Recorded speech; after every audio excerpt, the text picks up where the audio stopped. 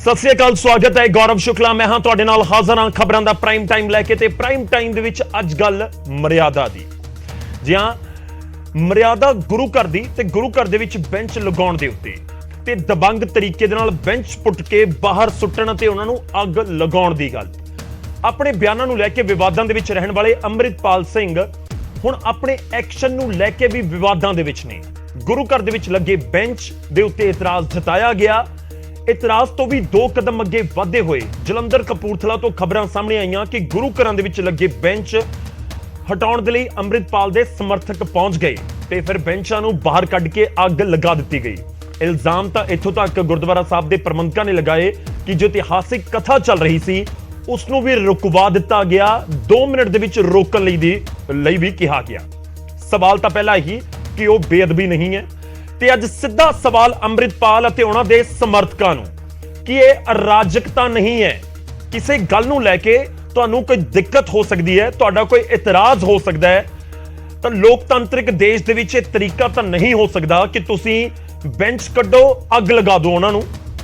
ਗੱਲ ਬੈਂਚਾਂ ਦੀ ਵੀ ਹੋਵੇਗੀ ਤੇ ਉਹਨਾਂ ਦੀ ਵੀ ਜੋ ਭੁੰਜੇ ਬੈਠਣ ਦੇ ਵਿੱਚ ਅਸਮਰੱਥ ਨੇ, ਖਾਸ ਤੌਰ ਤੇ ਬਜ਼ੁਰਗ ਜਿਹੜੇ ਨਹੀਂ ਬੈਠ ਸਕਦੇ। ਸਾਡੇ ਬਹੁਤ ਸਾਰੇ ਅਜਿਹੇ ਬਜ਼ੁਰਗ ਹੁੰਦੇ ਨੇ ਜਿਨ੍ਹਾਂ ਦੀ ਉਮਰ ਹੋ ਚੁੱਕੀ ਹੈ ਜਾਂ ਫਿਰ ਸਰੀਰ ਉਹਨਾਂ ਦਾ ਸਾਥ ਨਹੀਂ ਦਿੰਦਾ, ਇਸ ਕਰਕੇ ਉਹਨਾਂ ਦੇ ਲਈ ਕੋਈ ਨਿੱਕਾ ਬੈਂਚ ਦਾ ਇਸਤੇਮਾਲ ਕੀਤਾ ਜਾਂਦਾ ਹੈ, ਇੰਤਜ਼ਾਮ ਕਰ ਦਿੱਤਾ ਜਾਂਦਾ ਹੈ, ਜਾਂ ਫਿਰ ਜਿਹੜੇ ਗੁਰੂ ਘਰ ਦੇ ਵਿੱਚ ਤੁਹਾਨੂੰ ਬੈਂਚ ਲੱਗੇ ਹੋਏ ਦਿਖਦੇ ਨੇ ਉਹਨਾਂ ਦੇ ਉੱਤੇ ਬੈਠਦੇ ਨੇ। ਜੀ ਹਾਂ, ਸਵਾਲ ਉਹਨਾਂ ਨੂੰ ਲੈ ਕੇ ਵੀ ਹੈ ਕਿ ਜਿਹੜੇ ਭੁੰਜੇ ਬੈਠਣ ਦੇ ਵਿੱਚ ਅਸਮਰੱਥ ਨੇ ਕਿ ਹੁਣ ਉਹ ਗੁਰੂ ਘਰ ਨਾ ਆਉਣ, ਉਹਨਾਂ ਨੂੰ ਗੁਰੂ ਘਰ ਦੇ ਵਿੱਚ ਬੈਠ ਕੇ ਗੁਰਬਾਣੀ ਸਰਵਣ ਕਰਨ ਦਾ ਕੋਈ ਹੱਕ ਨਹੀਂ ਹੈ। ਖਾਸ ਤੌਰ ਤੇ ਬਜ਼ੁਰਗਾਂ ਦੀ ਐਂਟਰੀ ਉਹ ਇੱਕ ਤਰੀਕੇ ਨਾਲ ਹੁਣ ਬੰਦ ਕਰਨਾ ਚਾਹ ਰਹੇ ਨੇ ਅੰਮ੍ਰਿਤਪਾਲ ਤੇ ਉਹਨਾਂ ਦੇ ਸਮਰਥਕ। ਖੈਰ ਸਵਾਲ ਤਾਂ ਇਹ ਵੀ ਹੈ ਕਿ ਮਰਿਆਦਾ ਕੀ ਹੋਣੀ ਚਾਹੀਦੀ ਹੈ। ਬਹੁਤ ਸਾਰੇ ਇਸ ਸਮੇਂ ਸਿੱਖ ਬੁੱਧੀਜੀਵੀ ਇਹ ਵੀ ਜ਼ਿਕਰ ਕਰਦੇ ਨੇ ਕਿ ਨਹੀਂ ਹੋ ਸਕਦੀ ਕੁਰਸੀ ਜਾਂ ਕੋਈ ਬੈਂਚ, ਤਾਂ ਫਿਰ ਜਿਹੜੇ ਬਜ਼ੁਰਗ ਨੇ ਜਾਂ ਫਿਰ ਬੈਠਣ 'ਚ ਅਸਮਰੱਥ ਨੇ ਉਹਨਾਂ ਦੇ ਲਈ ਕੀ ਪੂਰੀ ਦਿਸ਼ਾ ਨਿਰਦੇਸ਼ ਹੋਣੇ ਚਾਹੀਦੇ ਨੇ। ਅੱਜ ਜ਼ਿਕਰ ਇਸ ਦਾ ਵੀ ਹੋਵੇਗਾ। ਗੱਲ ਹੋਵੇਗੀ ਬੈਂਚਾਂ ਤੇ ਹੁੰਦੇ ਬਵਾਲ ਦੀ ਤੇ ਅੰਮ੍ਰਿਤਪਾਲ ਦੀ।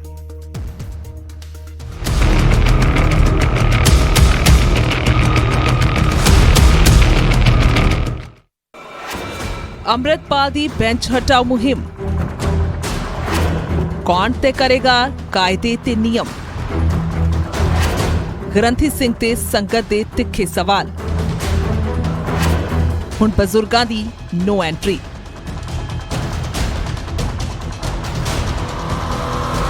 ਕਪੂਰਥਲਾ ਤੋਂ ਬਾਅਦ ਹੁਣ ਜਲੰਧਰ ਦੇ ਗੁਰਦੁਆਰਾ ਸਾਹਿਬ ਦੇ ਵਿੱਚ ਅੰਮ੍ਰਿਤਪਾਲ ਦੇ ਸਮਰਥਕਾਂ ਵੱਲੋਂ ਸਾੜੇ ਬੈਂਚਾਂ ਨੇ ਸਵਾਲਾਂ ਤੇ ਨਾਰਾਜ਼ਗੀ ਦੀ ਨੇਰੀ ਲਿਆ ਦਿੱਤੀ ਹੈ।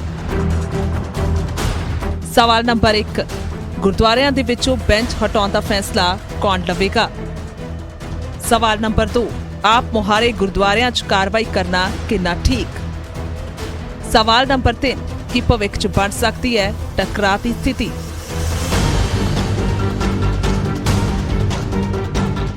ਦਰਅਸਲ ਵੇਲਾ ਸ਼ਾਮ ਦਾ ਸੀ, ਥਾਂ ਜਲੰਧਰ ਦਾ ਗੁਰਦੁਆਰਾ ਮਾਡਲ ਟਾਊਨ।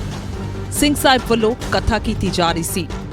ਅਚਨਚੇਤ ਅੰਮ੍ਰਿਤਪਾਲ ਦੇ ਸਮਰਥਕ ਦਰਬਾਰ ਸਾਹਿਬ ਚਾਹੁੰਦੇ ਨੇ ਤੇ ਬਿਨਾਂ ਮੱਥਾ ਟੇਕੇ ਹੱਥ ਪਾਉਂਦੇ ਨੇ ਮਹਾਰਾਜ ਦੀ ਹਜ਼ੂਰੀ ਦੇ ਵਿੱਚ ਪਏ ਕੁਰਸੀਆਂ ਬੈਂਚਾਂ ਨੂੰ। ਤੇ ਇੰਨੇ ਨੂੰ ਸੰਗਤ ਤੇ ਹੋਰ ਸੇਵਾਦਾਰ ਕੁਝ ਹਿਲਜੁਲ ਕਰਦੇ ਤਾਂ ਸਮਰਥਕ ਸਭ ਸਮਾਨ ਚੁੱਕ ਕੇ ਗੁਰਦੁਆਰਾ ਸਾਹਿਬ ਤੋਂ ਬਾਹਰ ਚਲੇ ਜਾਂਦੇ ਨੇ ਤੇ ਹੌਲੀ-ਹੌਲੀ ਕਰਕੇ ਅੰਦਰ ਤੇ ਬਾਹਰ ਪਏ ਬੈਂਚਾਂ ਕੁਰਸੀਆਂ ਨੂੰ ਬਾਹਰ ਕੱਢ ਕੇ ਅੱਗ ਲਾ ਦਿੱਤੀ ਜਾਂਦੀ ਹੈ।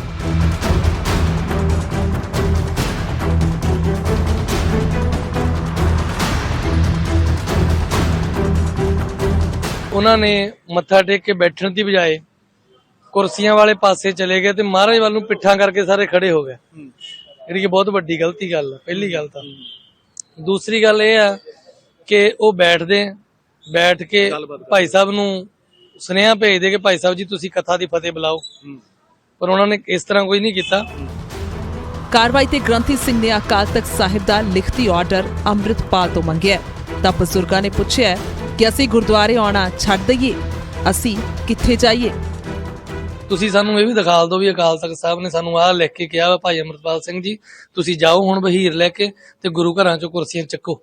ਸਾਨੂੰ ਇਹ ਵੀ ਦਿਖਾ ਦਿਓ ਵੀ ਤੁਹਾਨੂੰ ਇਹ ਅਥਾਰਟੀ ਉਹਨਾਂ ਨੇ ਦੇ ਕੇ ਭੇਜਿਆ ਹੋਇਆ ਵਾ। ਦੇਖੋ ਸਾਡੇ ਵਰਗੇ ਬਜ਼ੁਰਗ ਥੱਲੇ ਨਹੀਂ ਬੈਠ ਸਕਦੇ ਕਿਉਂਕਿ ਉਹ ਬਿਲਕੁਲ ਹਟਵੀਂ ਜਗ੍ਹਾ ਬਣਾਈ ਗਈ ਹੈ। ਹਟਵੀਂ ਜਗ੍ਹਾ ਪਰਲੇ ਪਾਸੇ ਬਣੀ ਗਈ, ਪਰ ਅਸੀਂ ਲੋਕੀ ਬਜ਼ੁਰਗ ਕਿੱਥੇ ਜਾਈਏ।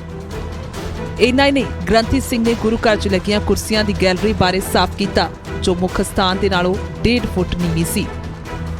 ਇੱਕ ਵੱਖਰੀ ਗੈਲਰੀ ਜਿਹੜੀ ਹੈਗੀ ਆ ਉਹ ਇੱਥੇ ਬਣਾਈ ਗਈ ਆ। ਜਿਹੜੇ ਬਜ਼ੁਰਗ ਲੋਕ ਹੈਗੇ ਜਿਹੜੇ ਬੈਠਣ ਤੋਂ ਅਸਮਰਥ ਹੈਗੇ ਨੇ, ਜਿਨ੍ਹਾਂ ਦੇ ਜੋੜਾਂ ਦਾ ਜਾਂ ਕੁਝ ਵੀ ਜਿਹੜਾ ਇਲਾਜ ਜਿਹੜਾ ਹੋਇਆ ਉਸ ਨੂੰ ਦੇਖ ਸਕਦੇ ਹੋ ਤੁਸੀਂ। ਬਿਲਕੁਲ ਕਾਫੀ ਨੀਵੀਂ ਜਗ੍ਹਾ ਹੈਗੀ ਆ ਔਰ ਸਾਹਮਣੇ ਤੁਸੀਂ ਦੇਖ ਸਕਦੇ ਹੋ ਗੁਰੂ ਗ੍ਰੰਥ ਸਾਹਿਬ ਜਿਹੜੇ ਪ੍ਰਕਾਸ਼ ਹੈ ਉਹਨਾਂ ਦਾ ਪ੍ਰਕਾਸ਼ ਜਿਹੜਾ ਹੈਗਾ ਉਹ ਚੱਲ ਰਿਹਾ ਹੈਗਾ। ਚੌਰ ਸਾਹਿਬ ਉਹਨਾਂ ਤੇ ਚੱਲ ਰਹੀ ਹੈਗੀ ਔਰ ਜਿਹੜੀ ਇਹ ਜ਼ਮੀਨ ਜਿਹੜੀ ਬਜ਼ੁਰਗਾਂ ਵਾਸਤੇ ਬਣਾਈ ਗਈ ਕਾਫੀ ਨੀਵੀਂ ਹੈਗੀ। ਘੱਟੋ ਘੱਟ 1.5 ਫੁੱਟ ਦਾ ਫਰਕ ਜਿਹੜਾ ਉਸ ਜ਼ਮੀਨ ਤੋਂ ਇਸ ਜ਼ਮੀਨ ਦੇ ਵਿੱਚ 1.5 ਫੁੱਟ ਦਾ ਫਰਕ ਹੈਗਾ। ਇਸ ਪੱਖ ਦੇ ਮਸਲੇ ਤੇ ਉਡੀਕ ਹੈ ਮਸਲੇ ਦਾ ਹੱਲ ਹੋਣ ਦੀ, ਤਾਂ ਜੋ ਦਲਜੀਤੀ ਦੇ ਵਿੱਚ ਪਏ ਲੋਕਾਂ ਨੂੰ ਕੱਢਿਆ ਜਾ ਸਕੇ ਤੇ ਭਵਿੱਖ 'ਚ ਕੋਈ ਟਕਰਾਅ ਦੀ ਸਥਿਤੀ ਨਾ ਬਣੇ। ਜਲੰਧਰ ਤੋਂ ਸੁਰਿੰਦਰ ਕੰਬੋਜ, ਨਿਊਜ਼ 18 ਪੰਜਾਬ। ਤਾਂ ਸਵਾਲਾਂ ਦੀ ਭਰਮਾਰ ਹੈ ਤੇ ਅੱਜ ਇਸ ਦੇ ਉੱਤੇ ਹੀ ਗੱਲਬਾਤ ਕਰਾਂਗੇ। ਜਦੋਂ ਮੁੱਦਾ ਧਰਮ ਦਾ ਹੋਵੇ ਤਾਂ ਫਿਰ ਗੰਭੀਰ ਤੇ ਸੰਵੇਦਨਸ਼ੀਲ ਹੋ ਜਾਂਦਾ ਹੈ। ਇਸ ਕਰਕੇ ਕੋਸ਼ਿਸ਼ ਹੋਏਗੀ ਕਿ ਜਿਹੜੇ ਸਵਾਲ ਜਵਾਬ ਅੱਜ ਹੋਣ ਤਾਂ ਉਸ ਦੇ ਵਿੱਚ ਪੂਰਾ ਧਿਆਨ ਰੱਖਿਆ ਜਾਵੇ, ਖਾਸ ਤੌਰ ਤੇ ਮਰਿਆਦਾ ਦਾ।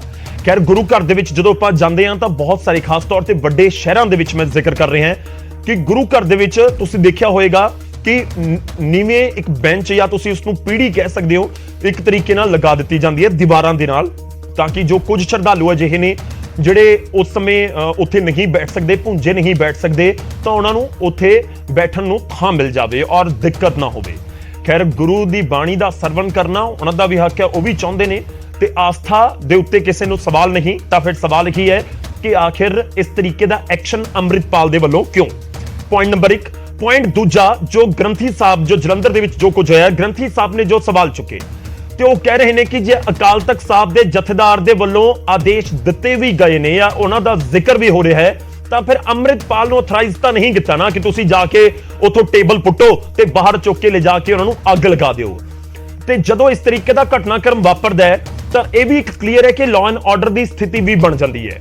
ਇਹ ਵੀ ਕਿਉਂ ਕਹਿ ਰਹੇ ਹਾਂ? ਪੁਆਇੰਟ ਨੰਬਰ 3, ਕਿਉਂਕਿ ਹੋ ਸਕਦਾ ਕਿ ਕਿਸੇ ਪਿੰਡ ਦੇ ਵਿੱਚ, ਗੁਰੂ ਘਰ ਦੇ ਵਿੱਚ ਇਸ ਤਰੀਕੇ ਨਾਲ ਟੇਬਲ ਹੋਣ ਤੇ ਪਿੰਡ ਵਾਸੀ ਅੰਮ੍ਰਿਤਪਾਲ ਦੇ ਇਸ ਐਕਸ਼ਨ ਦਾ ਵਿਰੋਧ ਕਰਨ, ਅੰਮ੍ਰਿਤਪਾਲ ਜਾਂ ਉਸਦੇ ਸਮਰਥਕ ਉੱਥੇ ਵੀ ਪਹੁੰਚ ਜਾਣ, ਤਾਂ ਦੂਜੇ ਪਾਸੇ ਪਿੰਡ ਦੇ ਲੋਕ ਉਹਨਾਂ ਨੂੰ ਅੱਗੇ ਨਾ ਜਾਣ ਦੇਣ, ਤਾਂ ਫਿਰ ਇੱਕ ਟਕਰਾਅ ਵਾਲੀ ਸਥਿਤੀ ਨਹੀਂ ਬਣ ਜਾਏਗੀ। ਜਦੋਂ ਅਜਿਹੀ ਕੋਈ ਸਥਿਤੀ ਬਣਦੀ ਹੈ ਤਾਂ ਸਿੱਧਾ ਲਾਅ ਐਂਡ ਆਰਡਰ ਦੇ ਨਾਲ ਮਾਮਲਾ ਜੁੜ ਜਾਂਦਾ ਹੈ। ਖੈਰ, ਅੱਜ ਇਸ ਦੇ ਉੱਤੇ ਗੱਲਬਾਤ ਕਰਾਂਗੇ। ਸ਼ੁਰੂਆਤ ਕਰਦੇ ਹਾਂ ਸਭ ਤੋਂ ਪਹਿਲਾਂ ਤੁਹਾਡਾ ਤਾਰੂਫ ਕਰਵਾਉਂਦੇ ਹਾਂ ਅੱਜ ਦੇ ਮਹਿਮਾਨਾਂ ਦੇ ਨਾਲ ਜੋ ਚਰਚਾ ਦੇ ਵਿੱਚ ਸਾਡੇ ਨਾਲ ਸ਼ਾਮਲ ਹੋ ਰਹੇ ਨੇ। ਸਾਡੇ ਨਾਲ ਅਮਰਜੀਤ ਸਿੰਘ ਚਾਵਲਾ ਜੀ ਜੁੜ ਰਹੇ ਨੇ, ਸ਼੍ਰੋਮਣੀ ਗੁਰਦੁਆਰਾ ਪ੍ਰਬੰਧਕ ਕਮੇਟੀ ਨੂੰ ਰਿਪਰੈਜ਼ੈਂਟ ਕਰਨਗੇ। ਐਸਜੀਪੀਸੀ ਦਾ ਇਸ ਦੇ ਉੱਤੇ ਕੀ ਸਟੈਂਡ ਹੈ ਉਹ ਲਾਜ਼ਮੀ ਤੌਰ ਤੇ ਅੱਜ ਦੇਖਣ ਵਾਲੀ ਗੱਲ ਹੋਏਗੀ।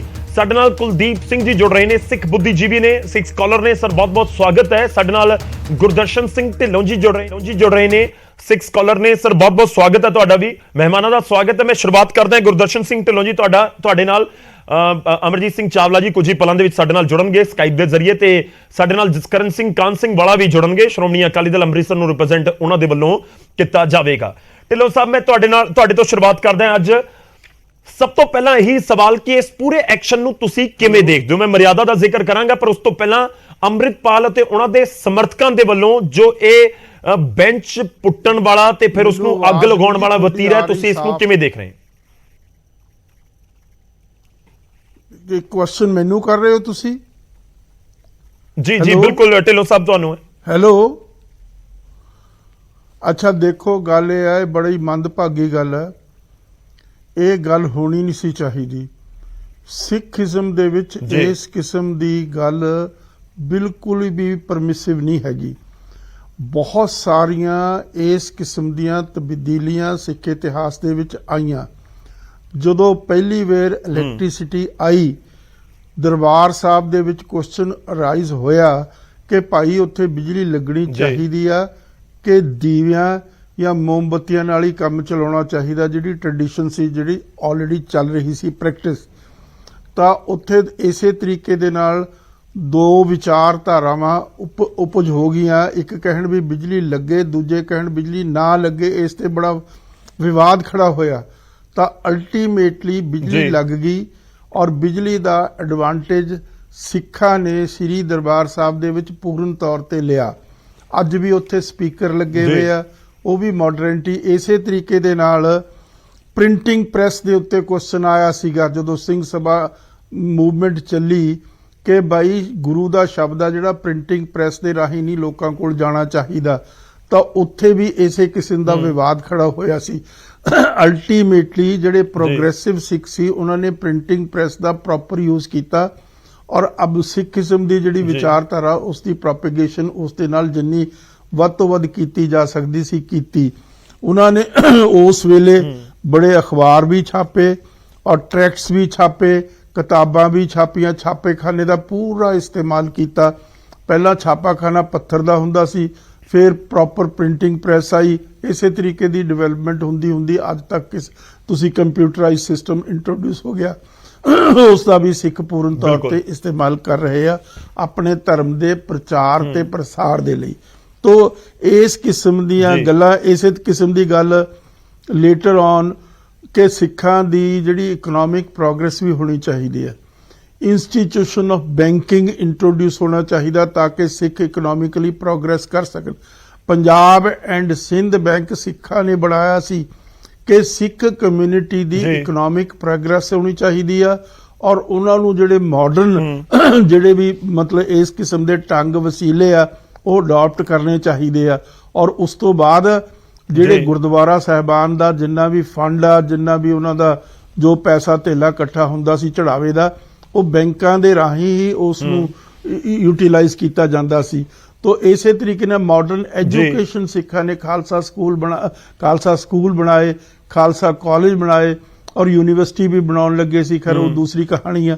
ਤੋ ਇਸੇ ਤਰੀਕੇ ਨਾਲ ਇੰਗਲਿਸ਼ ਲੈਂਗੁਏਜ ਦਾ ਵੀ ਪ੍ਰੋਪਰ ਯੂਜ਼ ਕੀਤਾ। ਸਿੱਖੀਜ਼ਮ ਇੱਕ ਬਹੁਤ ਪ੍ਰੋਗਰੈਸਿਵ ਰਿਲੀਜਨ ਹੈ, ਔਰ ਜਿਹੜੇ ਅੱਜ ਮਾਡਰਨਿਟੀ ਦੇ ਇੰਸਟਰੂਮੈਂਟਸ ਆ ਉਹ ਸਿੱਖਾਂ ਨੂੰ ਇਸਤੇਮਾਲ ਕਰਨੇ ਚਾਹੀਦੇ ਆ। ਜਿਸ ਤਰ੍ਹਾਂ ਮੈਂ ਅੱਗੇ ਦੱਸ ਚੁੱਕਿਆ, ਬਿਜਲੀ ਦੇ ਉੱਤੇ ਬੜਾ ਵਿਵਾਦ ਹੋਇਆ ਸੀ ਕਿ ਦਰਬਾਰ ਸਾਹਿਬ ਦੇ ਵਿੱਚ ਬਿਜਲੀ ਲੱਗਣੀ ਚਾਹੀਦੀ ਹੈ ਨਹੀਂ ਲੱਗਣੀ ਚਾਹੀਦੀ। ਸੋ ਅੰਮ੍ਰਿਤਪਾਲ ਸਿੰਘ ਉਹਨਾਂ ਨੂੰ ਕੁਝ ਸਿੱਖ ਇਤਿਹਾਸ ਘੋਖਣਾ ਚਾਹੀਦਾ।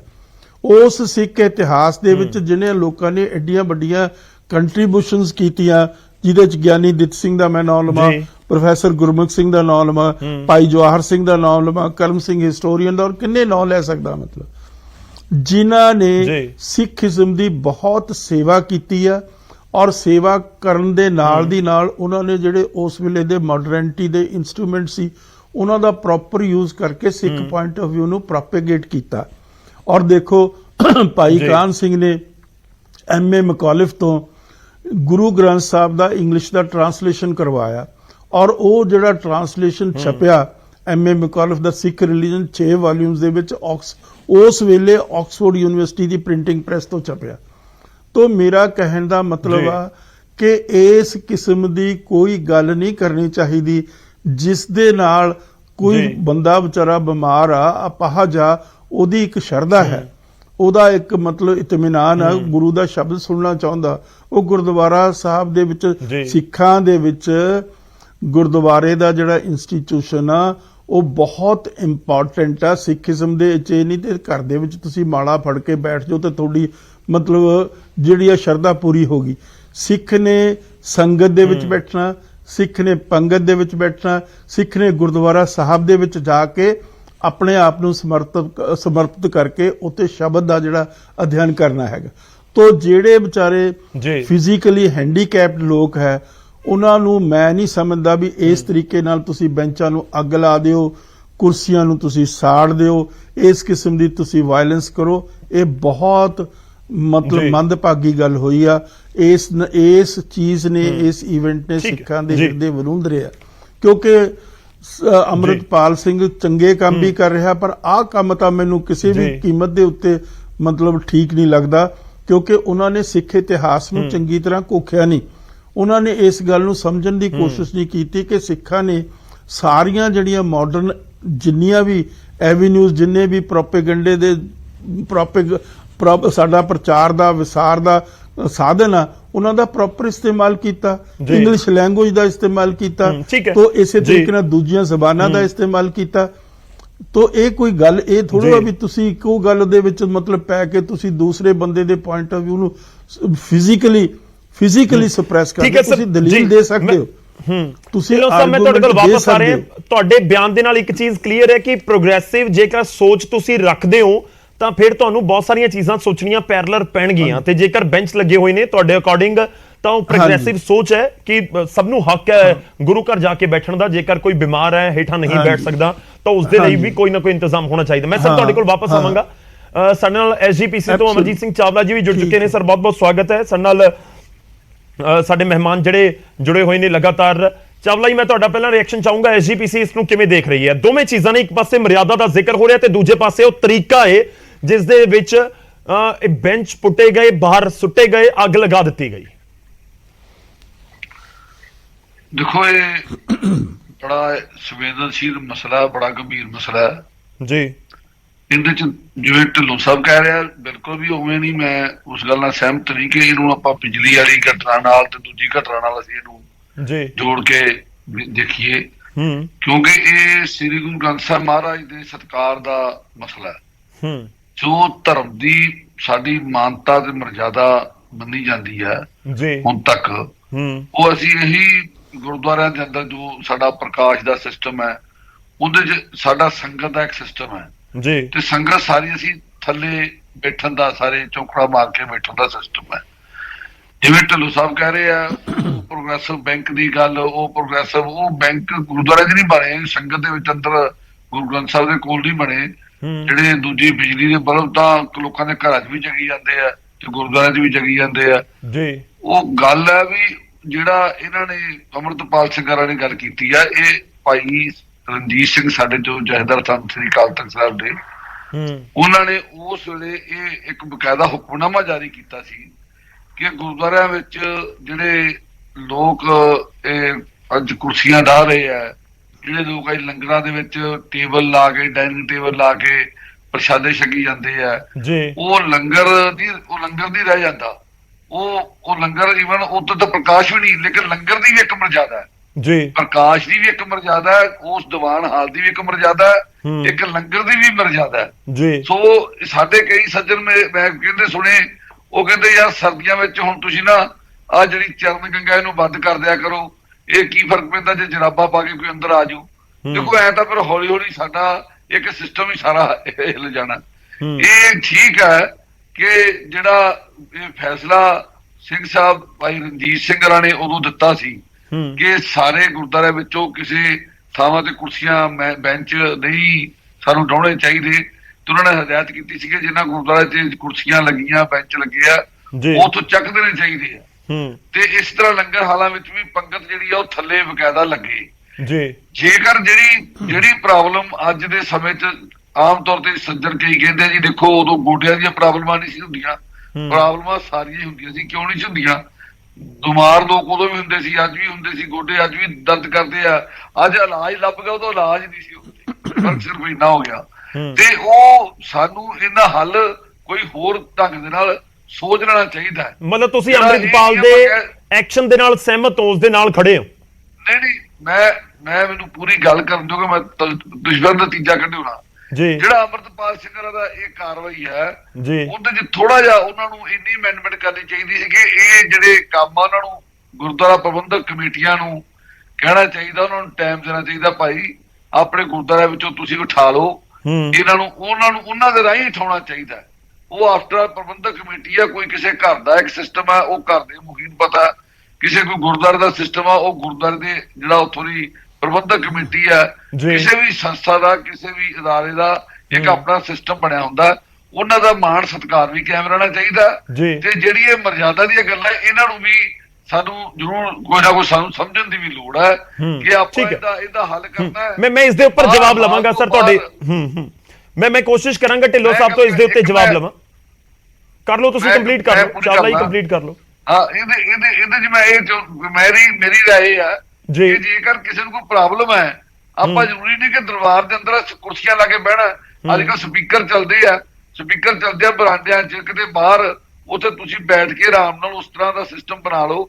ਲੋਕੀ ਸਾਡੇ ਪੌੜੀਆਂ ਤੇ ਜੇ ਬਹਿ ਜਾਂਦੇ ਆ ਤੇ ਨੀਵੇਂ ਬੈਂਚ ਬਾਹਰ ਰੱਖੇ ਜਾ ਸਕਦੇ ਆ। ਉਹਨਾਂ ਦੇ ਗੋਡਿਆਂ ਵਾਲੇ ਬੰਦੇ, ਦੂਜੇ ਤੀਜੇ, ਜਿਨ੍ਹਾਂ ਦਾ ਵਾਕਈ ਪ੍ਰੋਬਲਮ ਹੈ, ਤੁਸੀਂ ਨਹੀਂ ਦੇਖਿਆ ਹੋਣਾ, ਮੈਂ ਕਈ ਗੁਰਦੁਆਰਿਆਂ ਵਿੱਚ ਵੇਖਿਆ ਕਿ ਲੋਕੀ ਸ਼ੌਂਕ ਨਾਲ ਹੀ ਜਾ ਕੇ ਚੰਗੇ ਭਲੇ ਐ, ਸਰੀਰ ਰਿਸ਼ਟ ਪੁਸ਼ਟ ਹੈ, ਉਹ ਜਾ ਕੇ ਹੱਥ ਐ ਰੱਖ ਕੇ ਨਾ ਜੀ, ਬਾਹਾਂ ਪਾ ਕੇ ਉਹ ਜਾ ਕੇ ਉੱਥੇ ਜਿਹੜਾ ਉਹ ਗੁਰਦੁਆਰਿਆਂ ਵਿੱਚ ਜਾ ਕੇ ਅੰਦਰ ਦੀਵਾਨ ਹਾਲ 'ਚ ਐ ਬਹਿੰਦੇ ਜਿਵੇਂ ਕਿਸੇ ਉਹ ਰੈਸਟੋਰੈਂਟ ਤੇ ਆਏ ਹੁੰਦੇ ਆ।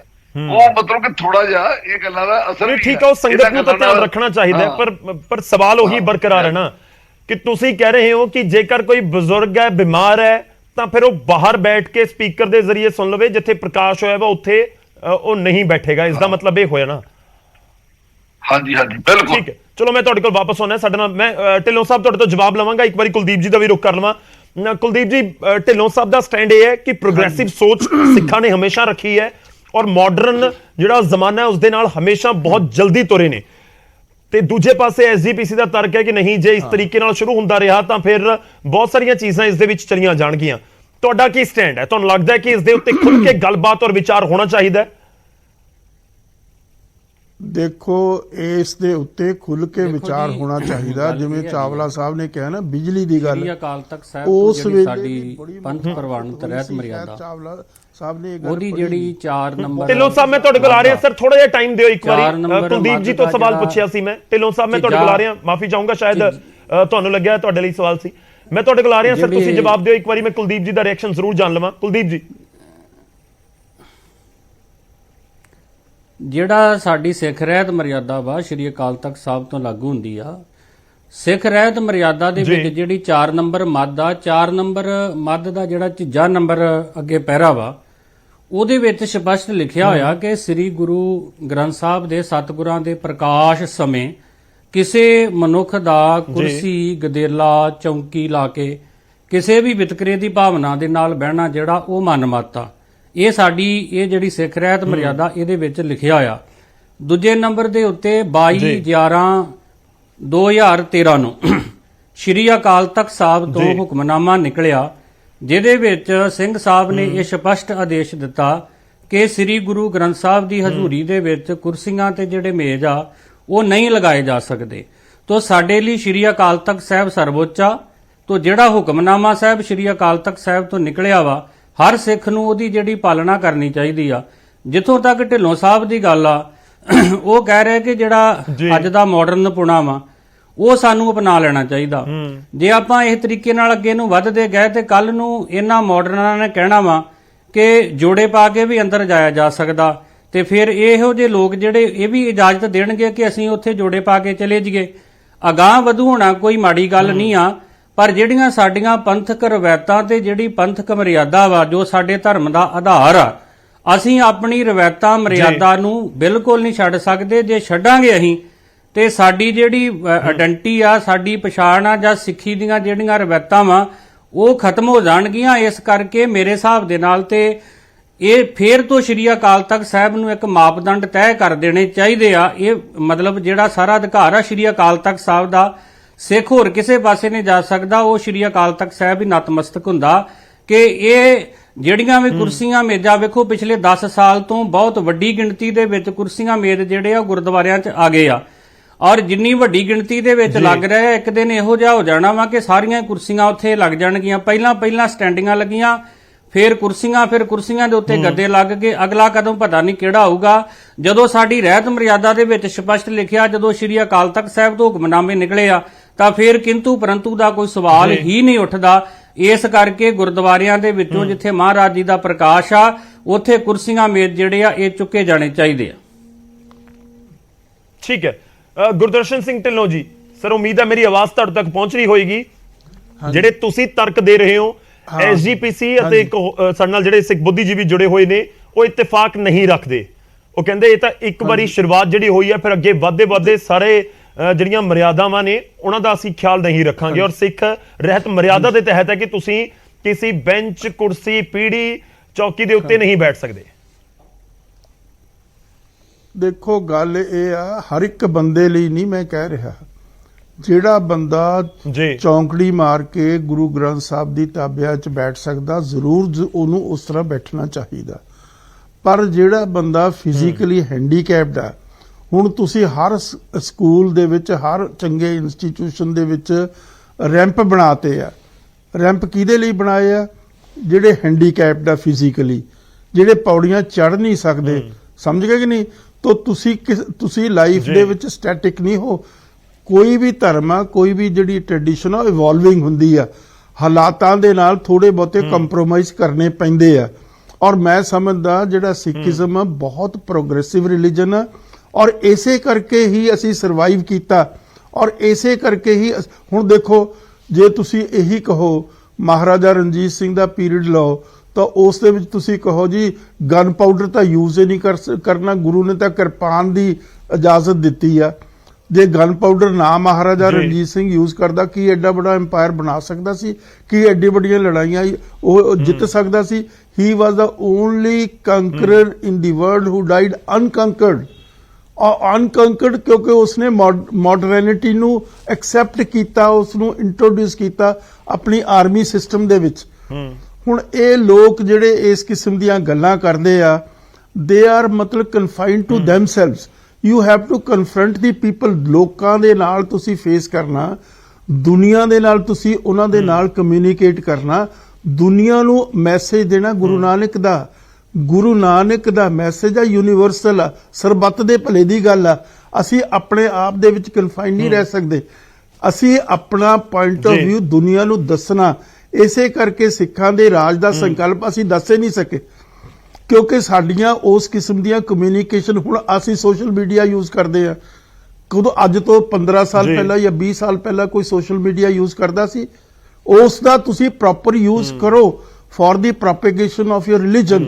ਤੋ ਇਸ ਤਰੀਕੇ ਨਾਲ ਆਪਣੀ ਜਿਹੜੀ ਵਿੰਡੋ ਆ ਉਸ ਨੂੰ ਕਲੋਜ਼ ਨਹੀਂ ਕਰਨਾ ਚਾਹੀਦਾ। ਕੋਈ ਵੀ ਜਿਹੜੀ ਮਾਡਰਨਿਟੀ ਦੇ ਇਨਸਟਰੂਮੈਂਟਸ ਆ, ਮੈਂ ਸਮਝਦਾ ਸਿੱਖਾਂ ਨੂੰ ਪੰਜਾਬੀ ਦੇ ਨਾਲ ਗੁਰਮੁਖੀ ਦੇ ਨਾਲ ਬਹੁਤ ਸਤਿਕਾਰ ਤੇ ਮਾਣ ਤੇ ਬਹੁਤ ਉਹਨਾਂ ਨੂੰ ਸਿੱਖਣੀ ਚਾਹੀਦੀ ਹੈ। ਐਸੈਂਸ਼ੀਅਲ ਚੀਜ਼ ਆ, ਬੇਸਿਕ ਚੀਜ਼ ਆ, ਤੁਹਾਡੀ ਲਾਈਫ ਦਾ ਪਾਰਟ ਆ। ਪਰ ਸਿੱਖਾਂ ਨੂੰ ਬਹੁਤ ਜ਼ਿਆਦਾ ਇੰਗਲਿਸ਼ ਸਿੱਖਣੀ ਚਾਹੀਦੀ। English is a world language. ਉਸ ਲੈਂਗੁਏਜ ਤੋਂ ਬਗੈਰ ਤੁਸੀਂ ਅੱਜ ਦੁਨੀਆ 'ਚ ਪ੍ਰੋਗਰੈਸ ਨਹੀਂ ਕਰ ਸਕਦੇ। ਤੁਸੀਂ ਆਪਣਾ ਪੁਆਇੰਟ ਆਫ ਵਿਊ ਪ੍ਰੋਪੇਗੇਟ ਨਹੀਂ ਕਰ ਸਕਦੇ ਐਟ ਅ ਵਰਲਡ ਲੈਵਲ। ਮੈਂ ਹਿੰਦੂਆਂ ਦੀ ਐਗਜ਼ਾਮਪਲ ਦਿੰਨਾ। ਇਹ ਲੋਕ ਜਿਹੜੇ ਇਸ ਕਿਸਮ ਦੀ ਦਲੀਲ ਕਰਦੇ ਆ ਨਾ, ਉਹ ਮਤਲਬ ਬਹੁਤ ਬੈਕਵਰਡ ਆਈਡੀਆਜ਼ ਦੇ ਲੋਕ ਆ। ਜੇ ਹਿੰਦੂਆਂ ਨੇ ਇੰਗਲਿਸ਼ ਲੈਂਗੁਏਜ ਨੂੰ ਐਕਸੈਪਟ ਕੀਤਾ ਤਾਂ ਅੱਜ ਦੁਨੀਆ 'ਚ ਦੇਖੋ ਕਿੱਥੇ ਹਿੰਦੂ ਪਹੁੰਚ ਗਏ ਆ। ਅੱਜ ਪ੍ਰਾਈਮ ਮਿਨਿਸਟਰ ਜਿਹੜਾ ਹੈਗਾ ਇੰਗਲੈਂਡ ਦਾ, ਰਿਸ਼ੀ ਸੁਨਕ ਕੌਣ ਆ? ਉਹ ਮਤਲਬ ਕੱਟੜ ਹਿੰਦੂ ਆ। ਉਹ ਗੀਤਾ ਨੂੰ ਆਪਣੇ ਹੱਥ ਵਿੱਚ ਰੱਖ ਕੇ ਉਸਨੇ ਸਹੁੰ ਖਾਧੀ ਆ। ਔਰ ਕਿਸ ਕਿਸਮ ਦੇ ਉਸ ਦੀਆਂ ਕਮਿਊਨੀਕੇਸ਼ਨ ਸਕਿੱਲਸ ਆ, ਕਿਹਨਾਂ ਸਕੂਲਾਂ ਕਿਹਨਾਂ ਯੂਨੀਵਰਸਿਟੀਆਂ ਦੇ ਵਿੱਚ ਪੜ੍ਹਿਆ। ਇਸੇ ਤਰੀਕੇ ਨਾਲ ਤੁਸੀਂ ਅਮਰੀਕਾ 'ਚ ਜਾ ਕੇ ਦੇਖੋ ਕਿੱਥੇ ਹਿੰਦੂ ਪਹੁੰਚੇ ਹੋਏ ਆ। ਮੁਸਲਮਾਨਾਂ ਨੇ ਆਪਣੀ ਵਿੰਡੋ ਕਲੋਜ਼ ਕਰ ਲਈ ਸੀਗੀ ਕਿ ਅਸੀਂ ਤਾਂ ਭਾਈ ਪਰਸ਼ੀਅਨ ਨਹੀਂ ਪੜ੍ਹਨੀ ਆ, ਅਸੀਂ ਅਰੇਬਿਕ ਹੀ ਪੜ੍ਹਨੀ, ਅਸੀਂ ਉਰਦੂ ਪੜ੍ਹਨਾ। ਜਦੋਂ ਆਈਟੀ ਦੇ ਵਿੱਚ ਹਿੰਦੂਆਂ ਨੇ ਮੋਨੋਪੋਲਾਈਜ਼ ਕਰ ਲਿਆ ਵਰਲਡ ਨੂੰ, ਠੀਕ ਹੈ, ਇਨਫੋਰਮੇਸ਼ਨ ਟੈਕਨੋਲੋਜੀ ਕਿਸ ਗੱਲ ਤੇ ਉਹਨਾਂ ਨੇ ਮੋਨੋਪੋਲਾਈਜ਼ ਕੀਤਾ, ਕਿਸ ਗੱਲ ਤੇ ਦੁਨੀਆ ਦੇ ਉੱਤੇ ਛਾਪ ਛੱਡੀ? ਕਿਉਂਕਿ ਉਹਨਾਂ ਨੇ ਇੰਗਲਿਸ਼ ਲੈਂਗੁਏਜ ਸਿੱਖੀ। ਤੋਂ ਅੱਜ ਮੈਂ ਮਾਫੀ ਚਾਹ ਰਿਹਾ ਲੋਕਾਂ ਨੂੰ ਦੱਸਣਾ ਚਾਹੁੰਦਾ, ਪੂਰਾ ਮੁੱਦਾ ਭਟਕ ਨਾ ਜਾਵੇ, ਆਪਾਂ ਲੈਂਗੁਏਜ ਵਾਲੇ ਮੁੱਦੇ ਦੇ ਉੱਤੇ ਚਲੇ ਜਾਵਾਂਗੇ। ਮੈਂ ਸਮਝ ਰਿਹਾ ਕਿ ਤੁਸੀਂ ਆਪਸ ਦੇ ਵਿੱਚ ਨਹੀਂ ਲੈਂਗੁਏਜ ਇੱਕ ਪਾਰਟ ਆ ਉਸ ਦਾ, ਕਰਕੇ ਜ਼ਿਕਰ ਕਰ ਰਹੇ ਹੋ, ਇੱਕ ਪਾਰਟ ਆ ਭਾਈ ਉਸ ਦਾ। ਬਿਲਕੁਲ ਇਹ ਉਸ ਵੇਲੇ ਵੀ, ਠੀਕ ਹੈ, ਮੈਂ ਆ ਰਿਹਾ ਤੁਹਾਡੇ ਕੋਲ, ਥੋੜਾ ਟਾਈਮ ਦਿਓ, ਮੈਂ ਇੱਕ ਛੋਟਾ ਰਿਐਕਸ਼ਨ ਸਭ ਦਾ ਨਾਲ ਲਵਾਂ। ਮੈਂ ਉਹ ਕੋਸ਼ਿਸ਼ ਕਰ ਰਿਹਾ ਕਿ ਜਿਹੜੀ ਤੁਸੀਂ ਪੁਆਇੰਟ ਰੱਖ ਰਹੇ ਹੋ, ਬੇਸਿਕਲੀ ਜਿਹੜੇ ਤੁਸੀਂ ਪੁਆਇੰਟਸ ਰੱਖੇ ਨੇ ਉਹਨਾਂ ਦੇ ਵਿੱਚ ਚਾਹੇ ਚਾਵਲਾ ਜੀ ਹੋਣ ਜਾਂ ਫਿਰ ਕੁਲਦੀਪ ਜੀ ਹੋਣ, ਉਹਨਾਂ ਦਾ ਤਰਕ ਇਹ ਹੈ ਕਿ ਉੱਥੇ ਗੁਰੂ ਗ੍ਰੰਥ ਸਾਹਿਬ ਦਾ ਪ੍ਰਕਾਸ਼ ਨਹੀਂ ਹੋਇਆ। ਤੁਸੀਂ ਬਿਜਲੀ ਵਾਲਾ ਮੁੱਦਾ ਚੁੱਕਿਆ ਜਾਂ ਫਿਰ ਤੁਸੀਂ ਹੁਣ ਗਨ ਪਾਊਡਰ ਦਾ ਮੁੱਦਾ ਚੁੱਕਿਆ, ਉਸ ਦੇ ਉੱਪਰ ਵੀ ਉਹ ਕਹਿਣਗੇ। ਮੈਂ ਆਉਣਾ ਤੇ ਇਸ ਵਿਚਾਲੇ ਸਾਡੇ ਨਾਲ ਬਲਜੀਤ ਸਿੰਘ ਦਾਦੂਵਾਲ ਜੀ ਜੁੜ ਚੁੱਕੇ ਨੇ। ਜਥੇਦਾਰ ਦਾਦੂਵਾਲ ਜੀ, ਸਵਾਗਤ ਹੈ ਤੁਹਾਡਾ ਨਿਊਜ਼ 18 ਪੰਜਾਬ ਦੇ ਉੱਤੇ। ਅੰਮ੍ਰਿਤਪਾਲ ਸਿੰਘ ਦੇ ਵੱਲੋਂ ਜਿਹੜੇ ਐਕਸ਼ਨ ਕੀਤੇ ਜਾ ਰਹੇ ਨੇ, ਤੁਸੀਂ ਉਹਨਾਂ ਨੂੰ ਕਿਵੇਂ ਦੇਖ ਰਹੇ ਹੋ? ਸਮਰਥਨ ਕਰਦੇ ਹੋ ਜਾਂ ਨਹੀਂ?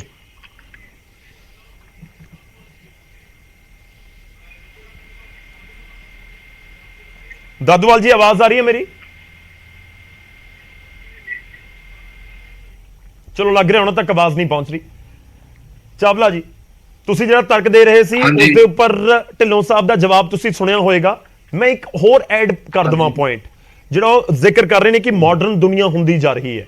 ਦੇਖੋ, ਦਰਬਾਰ ਸਾਹਿਬ ਤੋਂ ਲਾਈਵ ਟੈਲੀਕਾਸਟ ਜਦੋਂ ਉੱਥੇ ਪ੍ਰਕਾਸ਼ ਹੋਇਆ ਵਾ ਹੁੰਦਾ ਹੈ ਤਾਂ ਲੋਕਾਂ ਦੇ ਘਰਾਂ ਤੱਕ ਜਾਂਦਾ ਹੈ ਟੀਵੀ ਦੇ ਜ਼ਰੀਏ। ਤਾਂ ਉਹ ਵੀ ਇੱਕ ਮਾਡਰਨਪਣ ਹੈ ਜਿਸ ਨੂੰ ਅਪਣਾਇਆ ਗਿਆ ਸਿੱਖ ਧਰਮ ਦੇ ਵਿੱਚ, ਸਿੱਖ ਭਾਈਚਾਰੇ ਦੇ ਵੱਲੋਂ। ਦੇਖੋ ਨੌਰਜ ਜੀ, ਮੈਂ ਗੱਲ ਕਹਿਣੀ ਚਾਹੁੰਦਾ ਕਿ ਢਿੱਲੋਂ ਸਾਹਿਬ ਨੇ ਲਾਸਟ ਤੇ ਲੈਂਗੁਏਜ ਦੀ ਗੱਲ ਕੀਤੀ। ਬਹੁਤ ਜ਼ਿਆਦਾ ਇੱਕ ਸਾਡੇ ਪੰਥ ਦੇ, ਸਾਡੇ ਧਰਮ ਦੇ ਬੜੇ ਰਿਨਾਊਨਡ ਇੰਟੈਲੈਕਚੁਅਲ ਹਨ ਢਿੱਲੋਂ ਸਾਹਿਬ, ਬਹੁਤ ਸਿਆਣੇ ਨੇ। ਜੀ ਲੇਕਿਨ ਜ਼ਰੂਰੀ ਨਹੀਂ ਹੁੰਦਾ ਕਿ ਆਪਾਂ ਹਰ ਪਾਸੇ ਇੱਕੋ ਜਿਹਾ ਸੋਚ ਸਕੀਏ। ਲੇਕਿਨ ਮੈਂ ਉਹਦੇ 'ਚ ਇੱਕ ਗੱਲ ਕਹਿਣੀ ਚਾਹੁੰਦਾ ਕਿ ਲੈਂਗੁਏਜ ਦੇ ਮਾਮਲੇ 'ਚ ਮੰਨ ਲਓ ਮੁਸਲਮਾਨਾਂ ਨੇ ਬੰਦ ਕਰਤਾ ਹੋਣਾ, ਲੇਕਿਨ ਸਾਡੇ ਤਾਂ ਸਤਿਗੁਰਾਂ ਨੇ ਪਹਿਲੀ ਪਾਤਸ਼ਾਹੀ ਤੋਂ ਲੈ ਕੇ 10 ਪਾਤਸ਼ਾਹੀਆਂ ਤੱਕ ਅਰਬੀ ਵੀ ਸਿੱਖੀ, ਫਾਰਸੀ ਵੀ ਸਿੱਖੀ, ਸੰਸਕ੍ਰਿਤ ਵੀ ਸਿੱਖੀ। ਜਿਹੜੀਆਂ ਲੈਂਗੁਏਜ ਸਾਡੇ ਦੇਸ਼ ਤੋਂ ਚੱਲਦੀਆਂ ਸੀ ਉਹ ਸਾਰੀਆਂ ਲੈਂਗੁਏਜ ਸਾਡੇ ਸਿੱਖੀਆਂ। ਮਹਾਰਾਜ ਨੇ ਕਿਸੇ ਤੇ ਪਾਬੰਦੀ ਨਹੀਂ ਲਾਈ, ਬਲਕਿ ਗੁਰਬਾਣੀ ਦੇ ਵਿੱਚ ਤੁਸੀਂ ਦੇਖ ਲਓ ਸ਼ਲੋਕ ਤੇ ਸਾਰੀ ਬਾਣੀ, ਹੋਰ ਕੀ ਕੁਝ, ਕਿੰਨੇ ਸ਼ਬਦ ਹੈ ਜਿਹੜੇ ਸੰਸਕ੍ਰਿਤ ਵਿੱਚ ਹੈ, ਕਿੰਨੇ ਸ਼ਬਦ ਹੈ ਜਿਹੜੇ ਅਰਬੀ ਭਾਸ਼ਾ ਦੇ ਵਿੱਚ ਹੈ, ਜਿਹੜੇ ਫਾਰਸੀ ਦੇ ਵਿੱਚ ਹੈ, ਬਹੁਤ ਬਾਣੀ ਹੈ। ਜੋ ਸਾਰਾ ਗੁਰੂ ਗੋਬਿੰਦ ਸਿੰਘ ਮਹਾਰਾਜ ਦਾ ਠੀਕ ਹੈ, ਮੈਂ ਰਿਕੁਐਸਟ ਕਰ ਰਿਹਾ ਕਿ ਆਪਾਂ ਲੈਂਗੁਏਜ ਵਾਲੇ ਪਾਸੇ ਨਾ ਜਾਈਏ, ਟੌਪਿਕ ਦੇ ਉੱਤੇ ਪਲੀਜ਼ ਰਹੀ। ਨਹੀਂ ਤੁਸੀਂ ਉਹ ਗੱਲ ਢਿੱਲੋਂ ਸਾਹਿਬ ਦੀ ਠੀਕ ਸੀ ਕਿ ਮਾਡਰਨਿਜ਼ਮ ਦੀ ਜਦੋਂ ਗੱਲ ਕਰਦੇ ਆ, ਗਨ ਪਾਊਡਰ ਦੀ ਗੱਲ ਇਹ ਕਰਦੇ ਆ, ਤੇ ਗਨ ਪਾਊਡਰ ਇਹਨਾਂ ਨੂੰ ਸ਼ਾਇਦ ਇਹ ਗੱਲ ਭੁੱਲਦੀ ਹੋਵੇਗੀ, ਕਿਉਂਕਿ ਮੈਂ ਇਹ ਨਹੀਂ ਕਹਿਣਾ ਚਾਹੁੰਦਾ ਕਿ ਇਹਨਾਂ ਨੂੰ ਪਤਾ ਨਹੀਂ, ਪਤਾ ਕੇਵਲ ਗੱਲ ਭੁੱਲ ਜਾਂਦੀ ਆ ਕਿ ਗੁਰੂ ਗੋਬਿੰਦ ਸਿੰਘ ਮਹਾਰਾਜ ਵੇਲੇ ਵੀ ਗੰਨਾਂ ਚੱਲੀਆਂ। ਅੱਜ ਅਸੀਂ ਸ਼ਸਤਰ ਦਿਖਾਉਂਦੇ ਆ ਤੇ ਉਹ ਗੰਨਾਂ ਦਾ ਪ੍ਰਗਟਾਵਾ ਕਰਦੇ, ਪੌਂਟਾ ਸਾਹਿਬ ਵੀ ਪਈਆਂ, ਹੋਰਨਾਂ ਸਾਹਿਬਾਂ ਤੇ ਵੀ ਪਈਆਂ। ਉਹ ਗੰਨਾਂ ਜਿਹੜੀਆਂ ਗੁਰੂ ਗੋਬਿੰਦ ਸਿੰਘ ਮਹਾਰਾਜ ਵੇਲੇ ਗੰਨਾਂ ਮੈਦਾਨੇ ਜੰਗ ਵਿੱਚ ਚਲਾਈਆਂ ਗਈਆਂ, ਉਦੋਂ ਵੀ ਗਨ ਪਾਊਡਰ ਯੂਜ਼ ਕੀਤੇ ਗਏ। ਇਹ ਨਹੀਂ ਕਿ ਗਨ ਪਾਊਡਰ ਯੂਜ਼ ਨਹੀਂ ਕੀਤੇ ਗਏ। ਅਸੀਂ ਮਾਡਰਨਿਟੀ ਤੋਂ ਪਾਸੇ ਨਹੀਂ ਆ, ਲੇਕਿਨ ਮਾਡਰਨਿਟੀ ਦੇ ਕਿਹੜੇ ਜਿਹੜੇ ਸਾਡੇ ਕੰਮ ਹੈ ਜਿਹੜੇ ਅਸੀਂ ਅਡਾਪਟ ਕਰਦੇ ਤੇ ਕਿਹੜੇ ਅਸੀਂ ਉਹਦੇ ਵਿੱਚ ਰਹਿ ਕੇ ਨਹੀਂ ਕਰਨੇ। ਸਾਡੀ ਸੰਗਤ ਦੀ, ਅਸੀਂ ਸੰਗਤ ਨੂੰ ਸਾਰਿਆਂ ਦੇ ਉੱਤੇ ਮੰਨਦੇ ਹਾਂ। ਗੁਰੂ ਗ੍ਰੰਥ ਸਾਹਿਬ ਦੇ ਹਜ਼ੂਰੀ 'ਚ ਢਿੱਲੋਂ ਸਾਹਿਬ ਨੇ ਗੱਲ ਇੱਕ ਬਹੁਤ ਵਧੀਆ ਕਹਿਤੀ ਸੀ ਕਿ ਮੈਂ ਇਹ ਨਹੀਂ ਕਹਿੰਦਾ ਕਿ ਜਿਹੜਾ ਚੌਂਕੜਾ ਮਾਰ ਕੇ ਬੈਠਦਾ ਉਹਨੂੰ ਬੈਠਣਾ ਚਾਹੀਦਾ, ਪਰ ਸਿਰਫ ਗੱਲ ਇੰਨੀ ਹੈ ਕਿ ਗੁਰੂ ਗ੍ਰੰਥ ਸਾਹਿਬ ਮਹਾਰਾਜ ਦਾ ਜਿੱਥੇ ਪ੍ਰਕਾਸ਼ ਹੈ ਉਸ ਥਾਂ ਤੇ ਕੁਰਸੀਆਂ ਨਹੀਂ ਹੋਣੀਆਂ ਚਾਹੀਦੀਆਂ। ਮੈਂ ਤੁਹਾਨੂੰ ਪਹਿਲਾਂ ਗੱਲ ਕਹੀ ਕਿ ਅੱਜ ਬੜੇ ਚੰਗੇ ਰਿਸ਼ਟ-ਪੁਸ਼ਟ ਬੰਦੇ ਉਹਨਾਂ ਕੁਰਸੀਆਂ ਤੇ ਬਹਿਣ ਲੱਗ ਗਏ ਆ ਜੀ, ਉਹ ਇਸ ਵਾਸਤੇ ਉਹਨਾਂ ਨੂੰ ਫਿਰ ਰੋਕਿਆ ਨਹੀਂ ਜਾਵੇਗਾ। ਅੱਜ ਕੁਰਸੀਆਂ 20 ਡੱਠੀਆਂ, ਅਗਲੀ ਵਾਰ ਕਹਿਣਗੇ ਜੀ ਕੁਰਸੀਆਂ ਦੇ ਉੱਤੇ ਬੰਦੇ ਹੋਰ ਬਹਿਣਾ ਚਾਹੁੰਦੇ ਸੀ। ਨਹੀਂ ਚਾਵਲਾ ਸਾਹਿਬ, ਕੋਈ ਤਾਂ ਚਲੋ ਮੈਂ ਤੁਹਾਨੂੰ ਦੱਸਦਾ, ਇੱਕ ਇਨਫੈਕਟ ਸੋਸ਼ਲ ਮੀਡੀਆ ਦੇ ਜ਼ਰੀਏ ਮੇਰੇ ਕੋਲ ਇੱਕ ਦਰਸ਼ਕ ਦਾ ਸਵਾਲ ਆਇਆ, ਮੈਂ ਤੁਹਾਨੂੰ ਉਹੀ ਪੁੱਛ ਲੈਣਾ। ਸਵਾਲ ਇਹ ਹੈ ਕਿ ਜੇਕਰ ਕੋਈ ਵੀਲ ਚੇਅਰ ਦੇ ਉੱਤੇ ਪਹੁੰਚਿਆ ਗੁਰੂ ਘਰ, ਚਲੋ ਕੋਈ ਉਸਦਾ ਪਰਿਵਾਰ ਦਾ ਮੈਂਬਰ ਹੋਏਗਾ, ਉਸਨੂੰ ਚੁੱਕ ਕੇ ਅੰਦਰ ਲੈ ਜਾਏਗਾ, ਮੱਥਾ ਟਿਕਵਾ ਦੇਗਾ, ਪਰ ਉਹ ਵੀਲ ਚੇਅਰ ਤੋਂ ਬਿਨਾਂ ਬੈਠ ਨਹੀਂ ਸਕਦਾ, ਯਾਨੀ ਕਿ ਉਸਨੂੰ ਬਿਲਕੁਲ ਪੁੰਜੇ ਤੁਸੀਂ ਬਿਠਾ ਨਹੀਂ ਸਕਦੇ, ਉਸਦੀ ਹਾਲਤ ਇਸ ਤਰ੍ਹਾਂ ਦੀ ਹੈ। ਹੁਣ ਉਸਦਾ ਹੱਕ ਹੈ ਅੰਦਰ ਬੈਠ ਕੇ ਜਿੱਥੇ ਗੁਰੂ ਗ੍ਰੰਥ ਸਾਹਿਬ ਦਾ ਪ੍ਰਕਾਸ਼ ਹੋਇਆ ਵਾ ਹੈ, ਗੁਰਬਾਣੀ ਸਰਵਣ ਕਰਨ ਦਾ, ਉਸ ਪੂਰੇ ਮਾਹੌਲ ਦੇ ਵਿੱਚ ਉਹਨਾਂ ਦੀ ਵੀ ਆਸਥਾ ਹੈ ਨਾ, ਉਹਨਾਂ ਨੂੰ ਕੀ ਤੁਸੀਂ ਕਹੋਗੇ ਕਿ ਉਹ ਨਾ ਆਉਣ ਗੁਰਦੁਆਰਾ ਸਾਹਿਬ? ਮੈਂ ਕਹਿੰਦਾ ਕਿ ਜਿਹੜੇ ਵੀਲ ਚੇਅਰ ਤੇ ਆਉਂਦਾ ਨਾ, ਉਹ ਇੱਕ ਮੈਡੀਕਲ ਪ੍ਰੋਬਲਮ ਹੈ।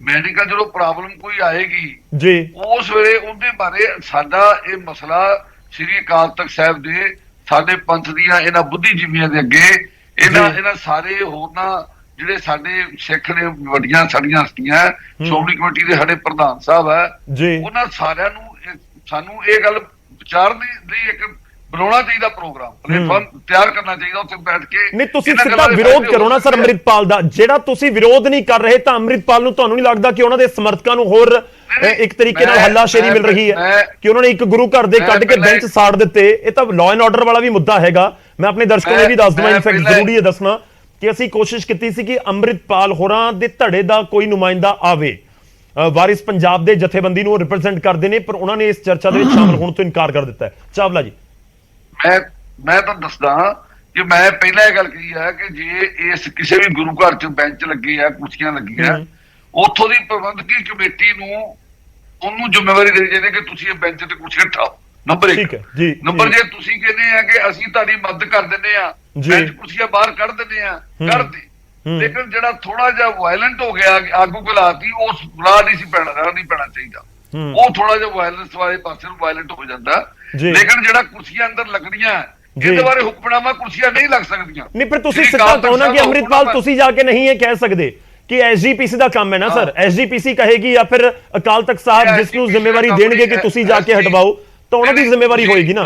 ਜਿਹੜੇ ਜਲੰਧਰ ਵਾਲੇ ਗ੍ਰੰਥੀ ਸਿੰਘ ਨੇ ਉਹ ਇਹ ਵੀ ਜ਼ਿਕਰ ਕਰਦੇ ਹੋਏ ਨਜ਼ਰ ਆਏ ਕਿ ਠੀਕ ਹੈ ਅਕਾਲ ਤਖਤ ਸਾਹਿਬ ਦੇ ਆਦੇਸ਼ ਹੈ, ਪਰ ਤੁਸੀਂ ਕੌਣ ਹੋ ਇੱਥੇ ਆ ਕੇ ਕੁਰਸੀਆਂ ਪੁੱਟਣ ਵਾਲੇ? ਨਹੀਂ, ਇਹ ਦੇਖੋ, ਹਰ ਸਿੱਖ ਸ੍ਰੀ ਅਕਾਲ ਤਖਤ ਸਾਹਿਬ ਦਾ ਸੁਨੇਹਾ ਲੈ ਕੇ ਜਾਣ ਦਾ ਅਧਿਕਾਰੀ ਆ। ਹਰ ਸਿੱਖ ਜਾ ਕੇ ਕਹਿ ਸਕਦਾ ਵੀ ਤੁਸੀਂ ਗਲਤ ਲਾਈਆਂ। ਹੁਣ ਥਾਂ ਤੇ ਜਥੇਦਾਰ ਅਕਾਲ ਤਖਤ ਸਾਹਿਬ ਥੋੜੀ ਜਾਏਗਾ, ਸਿੱਖ ਹੀ ਜਾਣਗੇ।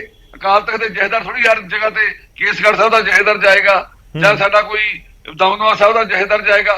ਉਹ ਤਾਂ ਸਿੱਖਾਂ ਨੇ, ਪੰਜਾਬ ਪਿਆਰੇ ਜਾਂਦੇ ਆ, ਕੋਈ ਸਿੱਖ ਜਾਂਦਾ, ਕੋਈ ਆਗੂ ਜਾਂਦਾ, ਜੀ। ਉਹਦੀ ਇੱਕ اخلاقی ਜ਼ਿੰਮੇਵਾਰੀ ਬਣਦੀ ਆ ਵੀ ਆਪਾਂ ਮਤਲਬ ਕਿ ਵੀ ਦੇਖੋ ਇਹ ਜਿਹੜਾ ਤੁਹਾਡਾ ਕੰਮ ਹੈ ਗਲਤ ਆ, ਅਕਾਲ ਤਖਤ ਸਾਹਿਬ ਤੋਂ ਗੁਨਾਮਾ ਹੋਇਆ, ਪਰ ਅਸੀਂ ਕਹਿ ਕੇ ਉਹਨੇ ਮੈਂ ਤਾਂ ਕੀ ਨਾ ਸਟੇਜ ਤੋਂ ਵੀ ਬੋਲਦਾ ਨਾ ਭਾਈ ਮਹਾਰਾਜ ਅੱਗੇ ਅਰਦਾਸ ਕਰਿਆ ਕਰੋ ਤੁਹਾਨੂੰ ਤੰਦਰੁਸਤ ਕਰ ਦੇ।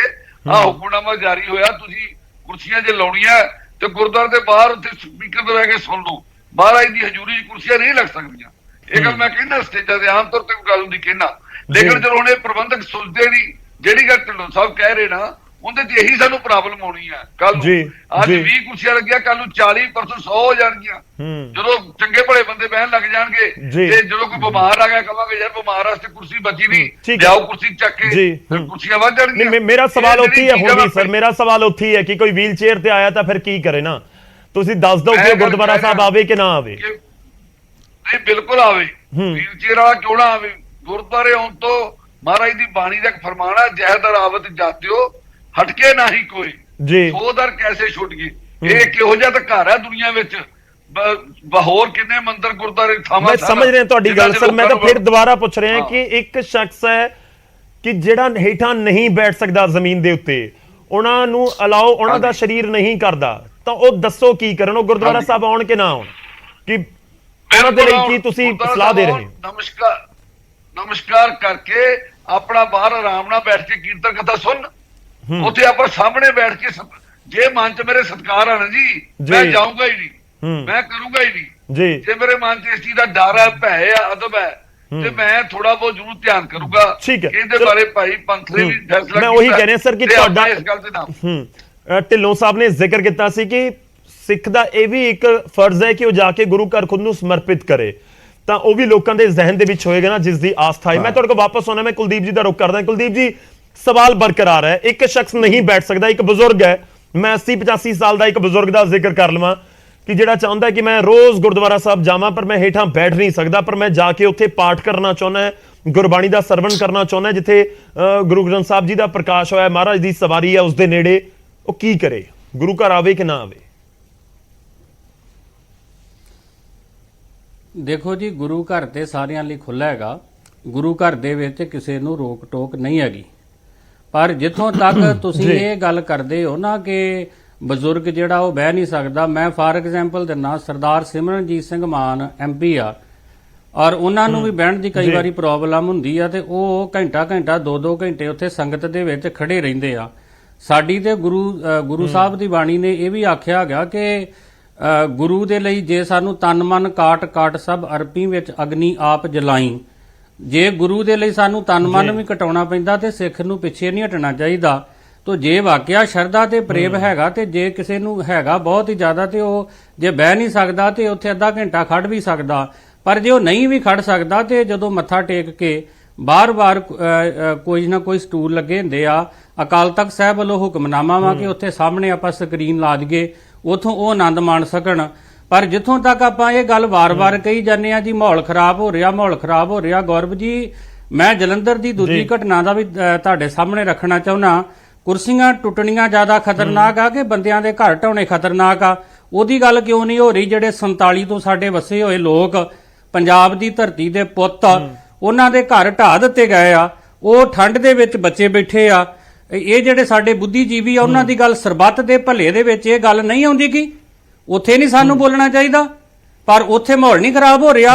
ਦਿੱਲੀ ਦੇ ਵਿੱਚ ਇਹ ਲਾਭ ਆ ਕਾਨੂੰਨ ਨੇ ਤਾਂ ਆਪਣਾ ਕੰਮ ਕੀਤਾ ਨਾ, ਉਸ ਦੇ ਉੱਪਰ ਬਹੁਤ ਗੱਲ ਹੋਈ ਹੈ, ਕੋਈ ਲਾਈਵ ਕਵਰੇਜ ਦਿਖਾਈ ਗਈ ਹੈ, ਢਹਿ ਜਾਂਦੀ ਆ। ਆਪਾਂ ਇੱਕੋ ਟੌਪਿਕ ਦੇ ਉੱਤੇ ਗੱਲ ਕਰ ਸਕਦੇ ਹਾਂ, ਕੋਈ ਕਬਜ਼ਾ ਨਹੀਂ ਛਡਾ ਸਕਦਾ ਜਿੰਨਾ ਚਿਰ ਤੱਕ ਉਹਨੂੰ ਤੁਸੀਂ ਬਣਾ ਕੇ ਨਹੀਂ ਦਿੰਦੇ। ਹੁਣ ਤੁਸੀਂ ਦਿੱਲੀ ਦੇ ਵਿੱਚ ਲਾਅ ਹੋਰ ਹੋਵੇ, ਪੰਜਾਬ ਦੇ ਵਿੱਚ ਲਾਅ ਹੋਰ ਹੋਵੇ, ਕਾਨੂੰਨ ਆਪਣਾ ਕੰਮ ਕਰੇ ਤਾਂ ਉਸ ਨੂੰ ਲੈ ਕੇ ਕਿੰਤੂ ਪਰੰਤੂ ਇਸ ਦਾ ਘਰ ਟੁੱਟਣਾ ਲਾਜ਼ਮੀ ਤੌਰ ਤੇ ਬਹੁਤ ਮੰਦਭਾਗਾ ਤੇ ਦੁੱਖ ਵਾਲੀ ਗੱਲ ਹੈ।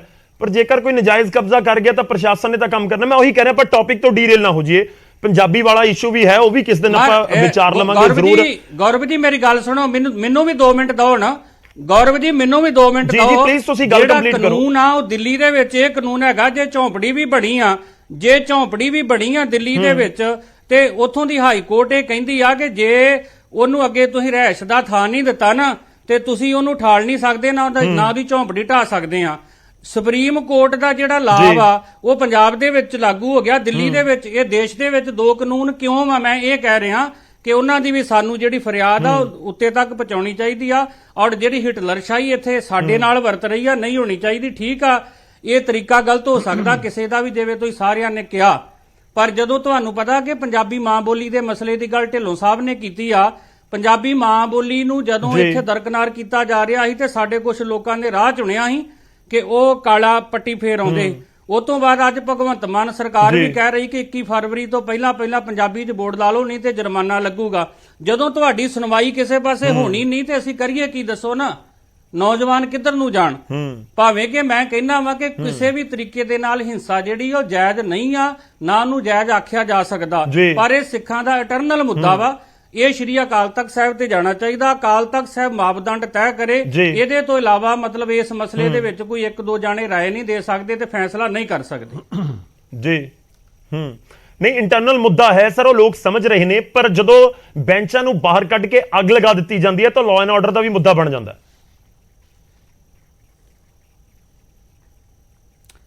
ਦੇਖੋ ਜੀ, ਮੇਰੇ ਹਿਸਾਬ ਦੇ ਨਾਲ ਤੇ ਬੈਂਚ ਨੂੰ ਅੱਗ ਲਾ ਦੇਣੀ ਏਡਾ ਵੱਡਾ ਮੁੱਦਾ ਨਹੀਂ, ਜਿੱਡਾ ਵੱਡਾ ਮੁੱਦਾ ਉੱਥੇ ਘਰਾਂ ਨੂੰ ਤਬਾਹ ਕਰ ਦੇਣਾ। ਦੂਜੀ ਗੱਲ ਇਹ ਆ ਕਿ ਅੱਜ ਆਪਾਂ ਚਰਚਾ ਤੇ ਕਰ ਰਹੇ ਨਾ ਮੇਜ਼ ਕੁਰਸੀਆਂ ਤੇ, ਸ਼ਾਇਦ ਇਹ ਘਟਨਾ ਨਾ ਵਾਪਰੀ ਹੁੰਦੀ ਤੇ ਆਪਾਂ ਚਰਚਾ ਵੀ ਨਾ ਕਰਦੇ। ਚਰਚਾ ਵੀ ਤਾਂ ਹੀ ਹੋ ਰਹੀ ਆ, ਮੈਸੇਜ ਵੀ ਜਿਹੜਾ ਉਹ ਤਾਂ ਹੀ ਲੋਕਾਂ ਤੱਕ ਗਿਆ। ਠੀਕ ਆ, ਬਾਕੀ ਸ਼੍ਰੀ ਅਕਾਲ ਤਖਤ ਸਾਹਿਬ ਨੂੰ ਮਾਪਦੰਡ ਤੈਅ ਕਰਨੇ ਚਾਹੀਦੇ ਆ। ਐਸਜੀਪੀਸੀ ਵਾਲੇ ਸਾਡੇ ਬੜੇ ਸਤਿਕਾਰਯੋਗ ਮੈਂਬਰ ਸਾਹਿਬ ਬੈਠੇ, ਉੱਥੇ ਮੈਸੇਜ ਪਹੁੰਚਾ ਸਕਦੇ ਆ ਕਿ ਇਹੋ ਜਿਹੇ ਵਿਵਾਦਾਂ ਤੋਂ ਅੱਗੇ ਤੋਂ ਬਚਿਆ ਜਾਵੇ। ਢਿੱਲੋਂ ਸਾਹਿਬ, ਤੁਹਾਡੇ ਜਿਹੜੇ ਤਰਕ ਨੇ ਉਹ ਐਸਜੀਪੀਸੀ ਅਤੇ ਤੁਹਾਡੇ ਨਾਲ ਦੇ ਜਿਹੜੇ ਸਿੱਖ ਸਕਾਲਰ ਬੈਠੇ ਨੇ ਉਹਨਾਂ ਨੂੰ ਹਜ਼ਮ ਨਹੀਂ ਹੋ ਰਹੇ।